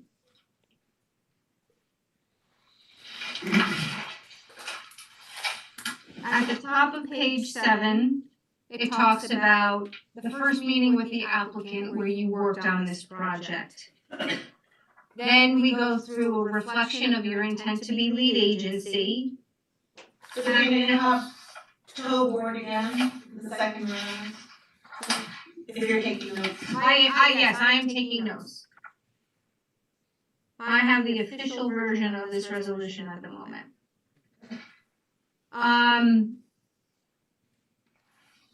Then we talk about the involved and interested agencies, as in the secret resolution. The same, during the course of the review, you receive letters and correspondence from the interested agencies, and then your recitation of your public hearing process. And then we have, this one says October 2nd. It does not. That's just at noon. Yep.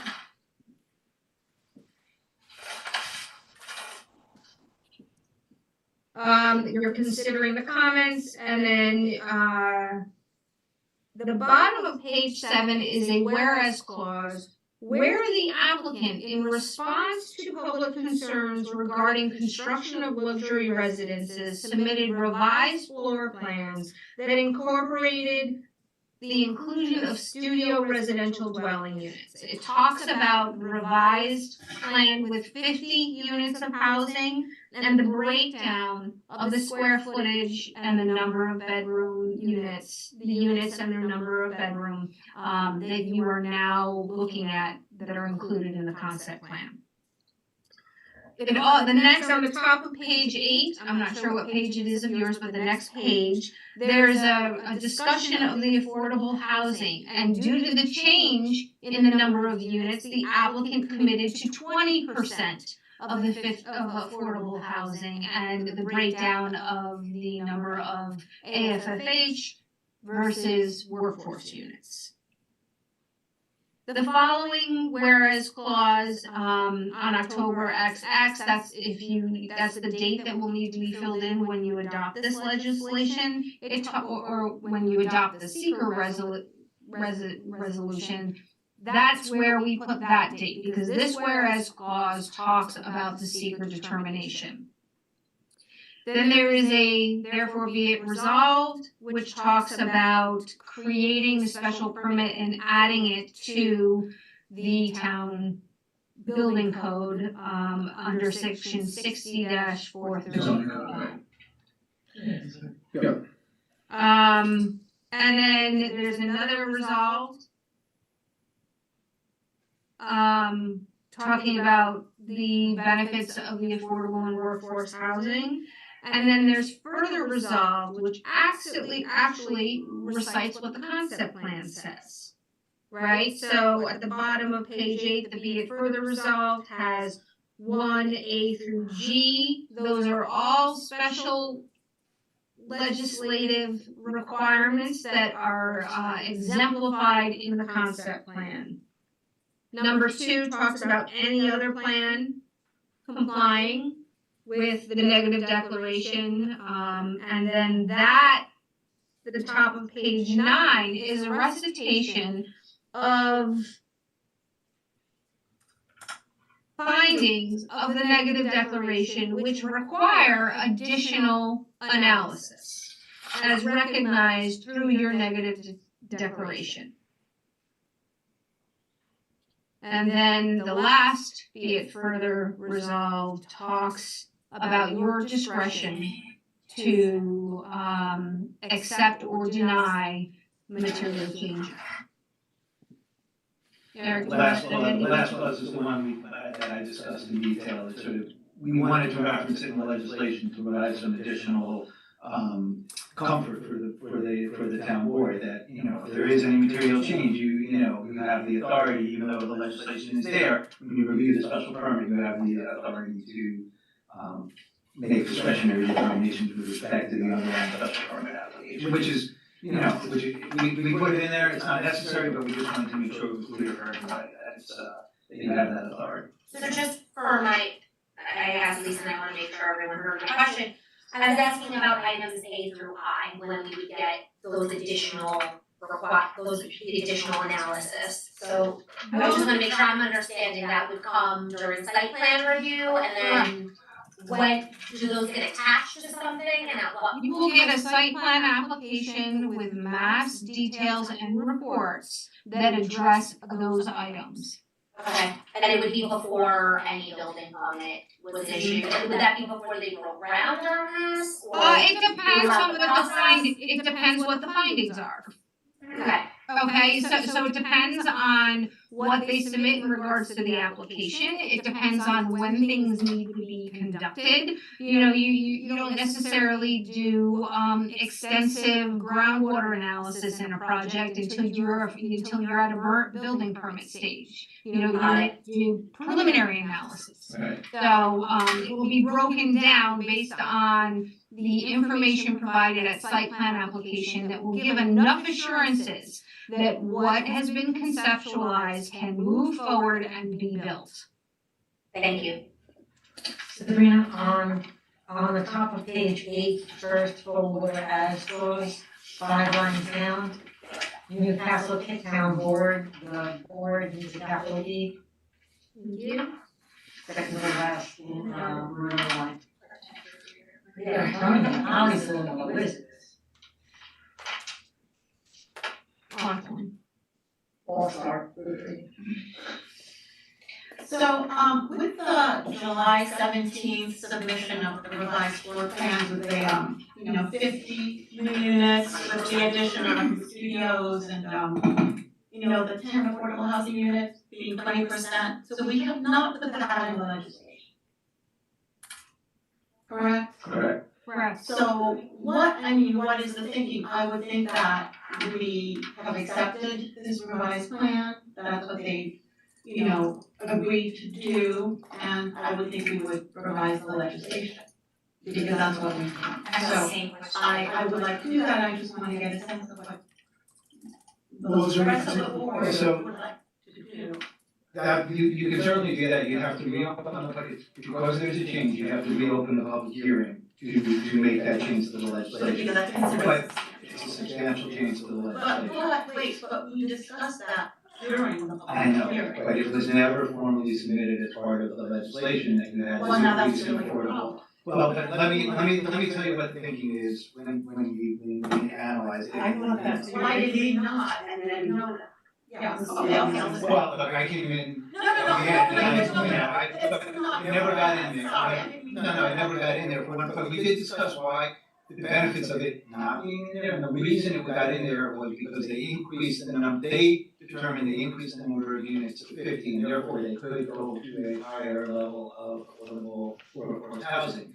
The issue is if you have a lower number of unit development, that may not, the 20% may not work for a lower number unit of development, then you're restricting certain developers economically from being able to come in. This gives you at least some leeway. You could say, look, in this concept plan, we've got 50 units, we wanted this number of affordable housing, we think it's appropriate. Why would not restrict other developers? This is, you know, just for this property, just for Right. this community. So why would that restrict other developers?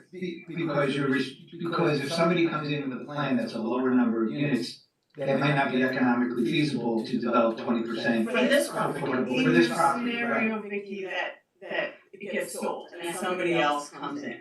We live on a. And let's say they're building a Yeah. smaller building that's only 42 units, we're not gonna hold them to the 20. But just to make this point, I believe the state is correct.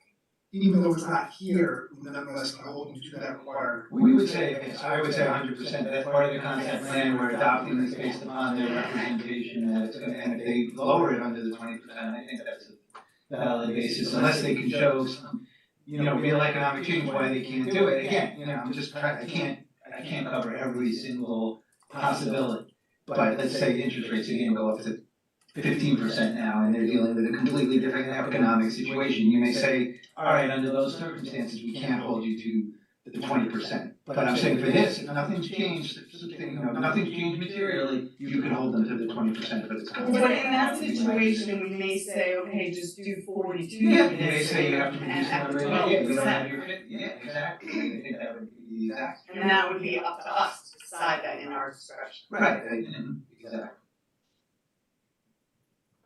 So that's how we came to, you know, this issue was raised, and I certainly think, I think it's a very valid argument about why it should be, and I know, you know, there's public comment about why it should be, and this gives you some discretion, and, you know, certainly I would make that be a, you know, my legal opinion would be able to hold them to the 20%. Unless there was some really material change in economics. You know, it's represented in the resolution in multiple places, Right. so.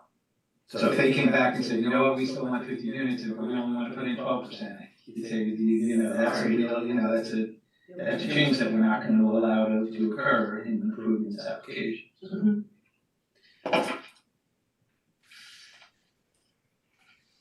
All right, any other questions? Okay. All right, is there anything else with this, Sabrina, that you wanted to go over? No, I think I'm set. I'm here if you have any questions. If you guys read through the information after and you have questions, I'm available to help answer them for you. If you find any more editorials, they're always welcome. And in the neg deck, we tried to also, you know, add slightly some information with each of the categories as to why the legislation, why the development as permitted by the legislation, and not necessarily the concept plan would satisfy all these environmental requirements. So, you know, and that any future development would also have to meet these same standards in order to get approved, or else you'd have to go through a whole new secret process as we discussed.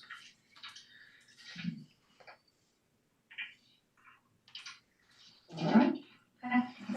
Okay, thank you, Sabrina. You're welcome. Thank you very much. Bye-bye. Bye. All right, so now we are moving on to the resolution declaring Indigenous Peoples' Day. So if you all will recall, it's on page 86. If you all will recall, last time, we talked about this last meeting, you know, Ally brought up kind of the history of how Columbus Day first came into being, and we sort of added it into this. And as well as Holly's comments that you had are also incorporated here. There's a red line, and a clean, they're both in here, of the resolution in the packet. So I thought we'd just open that up to comment. So I sent an email to you guys, but after I thought about it a little bit more and I read how it actually played out, I don't really feel comfortable having the reference to the origin of Columbus Day or the phrase Columbus Day in the resolution itself. I don't have any objection discussing or acknowledging, the contributions of the time and the immigrants or the tragedy that happened. I just think that I feel more comfortable after thinking about it, having it separate from Indigenous Peoples' Day resolution. Perhaps considering looking at an Italian American Heritage Month or some other type of way that we can acknowledge it without conflating it with Columbus Day. Because I think when we started talking about Indigenous Peoples' Day, the idea was to kind of move away from honoring Columbus. Right, I mean, I don't think this honors Columbus at all, it even says beyond the painful legacy of Christopher Columbus. I understand, I just, I didn't want, I thought it's better not to do that. I thought the same thing, and I made that point in our last week, that I felt strongly that comments needed to be made about the history of Columbus Day, and actually people reached out to me and said that they really appreciated that and didn't know themselves, which a few of us in this room said that, right? Yeah. And I think also having, Jeremy said, you Google it and the first hit that comes up is WhiteHouse.org. Joe Biden passed a resolution acknowledging the history of Columbus Day last year, which was a surprise to me. So I agree. I don't know if everybody feels strongly that combining them is not the right place, and I'm open to your thoughts about how we can incorporate, because I do think it is important. I do think it is important to, if we're constantly talking about history and the record, and making sure that we understand and embrace, you know, a real telling, a reckoning of our country's history. I think that's important that piece is included in some way, and that is beyond me saying we need to acknowledge for Columbus. You and I are in agreement. Yeah, I just don't, I feel like the purpose of the Indigenous Peoples resolution should be separate and apart from. Do you think we could have two resolutions the same way that the White House did last year? The White House resolution, I thought, was a total punt. It They was. basically said, we declare October 10th to be Indigenous People Day. And then the next resolution, we declare October 10th to be Columbus Day. I thought that was ridiculous, and in my view, you don't. You're declaring it one day if you want to acknowledge the history of Columbus Day, which I think we should. I don't know, I'm open to figuring out how to do that, but I think that doing what President Biden did, declaring the same day, 2 different days, is really like, I don't wanna upset anybody, so I'm just gonna make everybody happy, which to me is not Same day getting was there. not. Yeah. I'm open. So, part of what I have to say is really a question about the history. So first of all, I wanna say that this was incredibly edifying to me, and I'm really glad you brought it up. And I was totally in favor of you saying something, I still think you should say something separately, and I agree that we should do something, we should, you know, the whole point is to rectify history, and history is always changing. There are things that we don't know, and we should acknowledge historical injustices done to every group. So I think that's really important. Now, when I think of Indigenous Peoples' Day, the purpose of that is to acknowledge the history and impact of colonialism on the Indigenous people. And I think the way this is worded, that kind of gets lost at the bottom. And the second thing I'm wondering, and this is really a historical question, was Columbus Day declared to honor the Italian Americans who experienced violence, or was it declared to appease them, to appease, not honor, to appease them by honoring Columbus? Well, So here's the thing. you have to ask President Harrison. If we really think about the subtlety of that, putting Indigenous Peoples' Day in the context of the history of what happened to the Italian immigrants isn't really what President Harrison did. He didn't do it to honor them. He did it to appease them. And he did it to honor Christopher Columbus. So I think if we go back to the original wording, we would really be addressing what's wrong with Columbus Day and acknowledging Indigenous people. Because Columbus Day was really meant to honor Christopher Columbus. Well, I can't speak to the intentions, right? Yeah. I would argue that at the time, in 1892, there was a lot of anti-immigrant sentiment. Italian Americans were overwhelmingly coming to this country, probably a lot of that was directed at them specifically. And I think probably, I am assuming, was intended to appease a population of people. As an Italian American, how my family chose to acknowledge the day was to honor, overlook, and I think this, and I'm speaking now for what I have grown to see as the meaning of the holiday. It was never about Christopher Columbus, it was about honoring Italian American contributions because there's no other day that does, there's no other acknowledgement. And why it's important to me that we recognize is to not take away from Indigenous people and the injustices they suffered as a result of colonialism. So I'm open to separating the two or finding a way where we can do both because I don't want to water down. I mentioned it last week. I had comments and I had added them to the resolution because I wasn't sure that that was the right place. But I do, and so I want to acknowledge Indigenous Peoples Day, but I also have to acknowledge that there was gross injustice, prejudice, lynching. It's the worst lynching in the history, single lynching, 11 people. So I think that it's important that we find a way to acknowledge that history as well. So it's unfortunate that the title was Columbus Day and now we've had a reckoning regarding Christopher Columbus, but I don't want the meaning of the day for many Italian Americans and people who trace their ancestry back to Italy through Elizondo and that experience. I don't want that to get lost because it's Columbus Day. So I have an idea. So October, the month of October is Italian American Heritage and Culture Month. So what if in this resolution we, declared that October is Italian American Heritage and Culture Month, and in the same resolution say October 10th, which we historically know as Columbus Day, we're declaring Indigenous Peoples Day because of, you can have two together. You can have Italian American Heritage Month and Indigenous Peoples Day.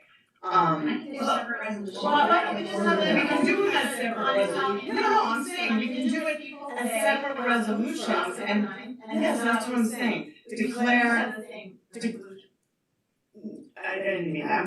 I'm saying, why don't we declare October as we've done before, right? We declare Pride Month, we declare months. Let's declare October as Italian American Heritage Month in the town of Newcastle, and at the same time, I don't think it flies in the face. We can declare October 10th to be right. By the same time, I mean that it doesn't have to be in the same resolution. And I don't, declare that as Indigenous Peoples Day, and I don't think that's then doing what Biden did, where he declared the same day two different things. I think we're acknowledging the month, and then we're also acknowledging the day. So you want to declare, October 10th, Indigenous Peoples Day. I mean, it's usually October 9th, national is October 9th.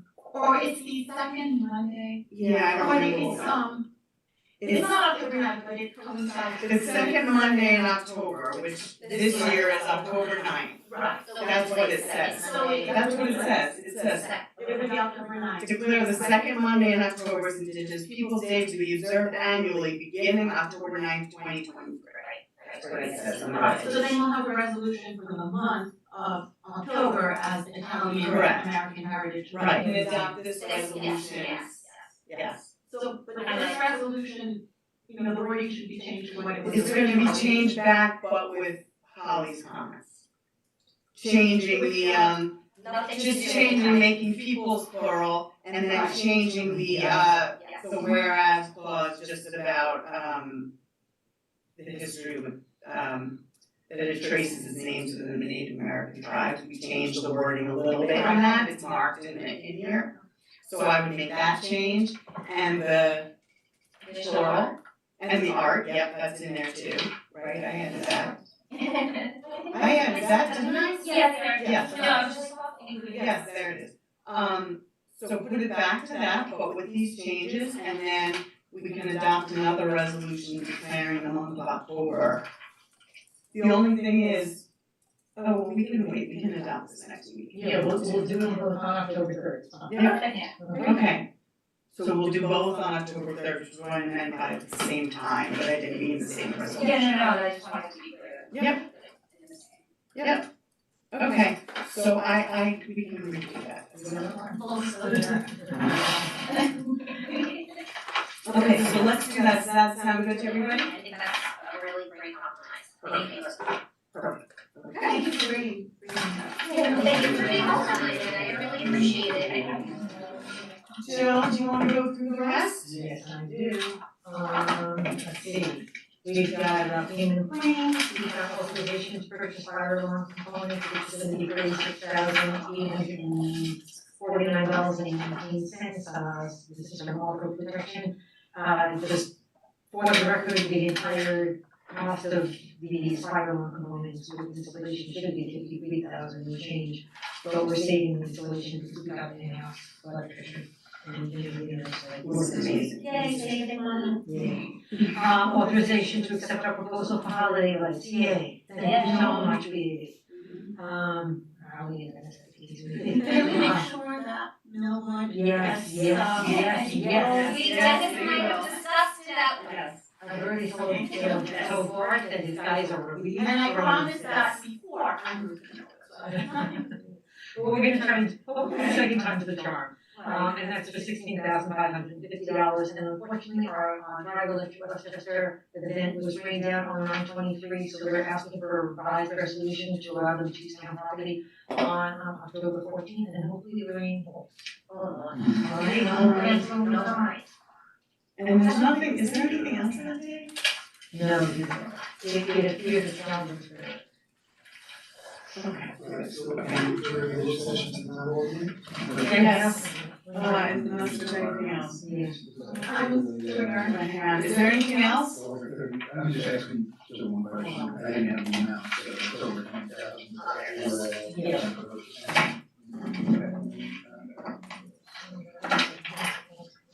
Do we need, can we close the work session? Yeah. Yeah, you can vote. Did you make a motion? Yeah, I moved. I don't know, we're closing the work Close session. the work session. Can I have a second? Second. All in favor? Aye.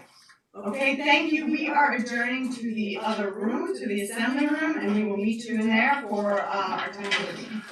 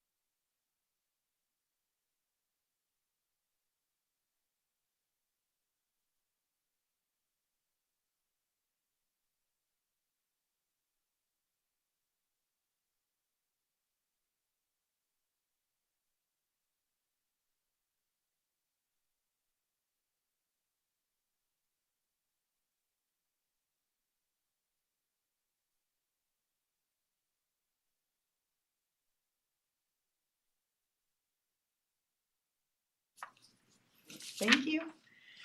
Good evening, everybody.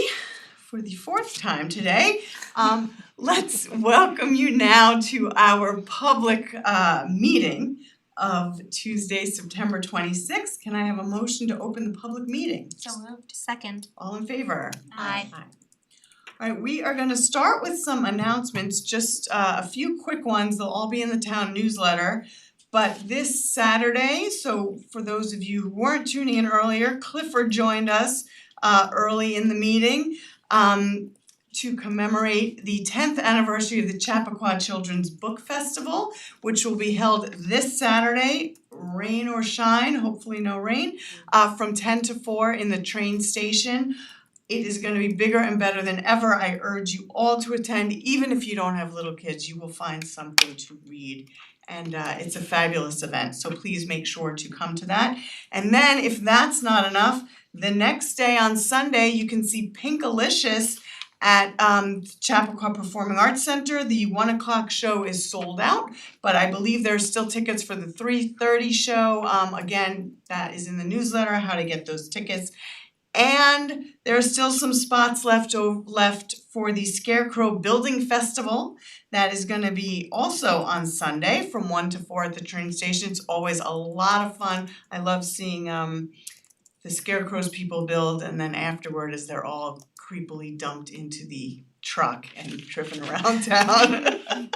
But I urge you to come to that, especially if you have young kids. And then one more on October 1st, there will be a Pride Not Prejudice event from 3 to 4 o'clock at the Chappaqua Library, and you can mix, mingle, enjoy cider and donuts while meeting the Newcastle LGBTQ+ committee and other like-minded individuals. So those are all my announcements. They'll all be in the supervisor's report, so stay tuned. It's gonna be a busy, busy weekend. In terms of Community Corner, I just wanted to wish a happy 7th birthday to Noah Kujak and a happy 12th birthday to Dylan Seltzer. Now we're gonna just move to the town administrator's report. Anything you wanted to add? Lauren? Yes, so school tax bills are due. If you, as opposed to your bank, are responsible for paying your taxes, taxes are due without penalty by Monday, October 2nd. The tax office will be open Monday from 7 a.m. to 7 p.m. Payments can also be made online using our online payment system. And as always, the drop box is available in the lobby, which is open 24/7. Please, you can also post-date your checks, and if you do decide to mail your checks, please make sure you witness an official U.S. postmark. Thank you. Excellent. And please get them in on time because we are very limited with our ability to waive any tax penalties, like very, very limited. So please get them in on time. So no one's disappointed. All right, anything else, Jill? No, I was just gonna plug the fire department, Chappaqua Fire Department. They're having their fire prevention open house on Sunday the 1st from 11 to 2. So on top of everything else that you go do, go visit the firehouse. They're always fun and helping neighbors since 1910. So thank you. Perfect, thank you. All right, so now we're gonna open it up to any public comment or new business. Is there anyone here who has public comment or new business? All right, is there anyone online who has a hand raised for public comment or new business? No hands are raised online. Okay. All right, then we are just gonna move to our resolutions and our consent agenda items, unless you all would like to stay here longer. Maybe Jeremy should. Alright, so I moved to adopt. I moved to adopt items 1 to 6 as listed on the consent agenda below. Second. All in favor? Aye. I move to authorize the hiring of Philip Misrata to the position of 4th grade police officer within the Newcastle Police Department at an annual salary of $77,764.76 effective October 30th of this great year, or the date Westchester County approves the resignation reinstatement. Second. All in favor? Aye. And welcome to town. I move to authorize the promotion of Stephen Farrell from the position of labor to the position of motor equipment operator within the Department of Public Works Highway Unit at an annual salary of $69,347.25 effective October 2nd, in the year of our supervisor, Lisa Katz, 2023. I have a second. Second. All in favor? Aye. I move to authorize posting and hiring for the position of labor within the Department of Public Works Highway Unit at the annual salary of $50,119 to $68,829.07. Second. All in favor? Aye. I move to authorize the posting of hiring in the position of heavy motor equipment operator within the Department of Public Works Highway Unit at the annual salary ranging from $64,124.63 to $87,885.44. Second. All in favor? Aye. Aye, I move to accept the resignation of Larry Lewis, co-chair of the Committee on Race, Equity and Inclusion, otherwise known as the CREI, effective June 15th, 2023. The town would sincerely like to thank you for all your service. Can I clarify, is he just stepping down as chair or resigning from the committee? From the committee. Both. Okay. Second. Oh. All in favor? Aye. I would just like to thank Larry so much for his service on the committee. Absolutely. Alright, anyone? Or shall I continue? No, You can go. someone else go. He's giving me a headache. I move to authorize the appointment of Porfirio Gonzowitz as co-chair of the Committee on Race, Equity and Inclusion for the remainder of his term effective through June 30th, 2025. Second. All in favor? Aye. I move to authorize the appointment of Mike Corso as a member of the Sustainability Advisory Board for a 2-year term effective October 1st, 2023 to September 30th, 2025, as well as the appointment of Lexi Marshall as a student member of the Sustainability Advisory Board for a 1-year term effective retroactively to August 1st, 2023 through July 31st, 2024. Second. All in favor? Aye.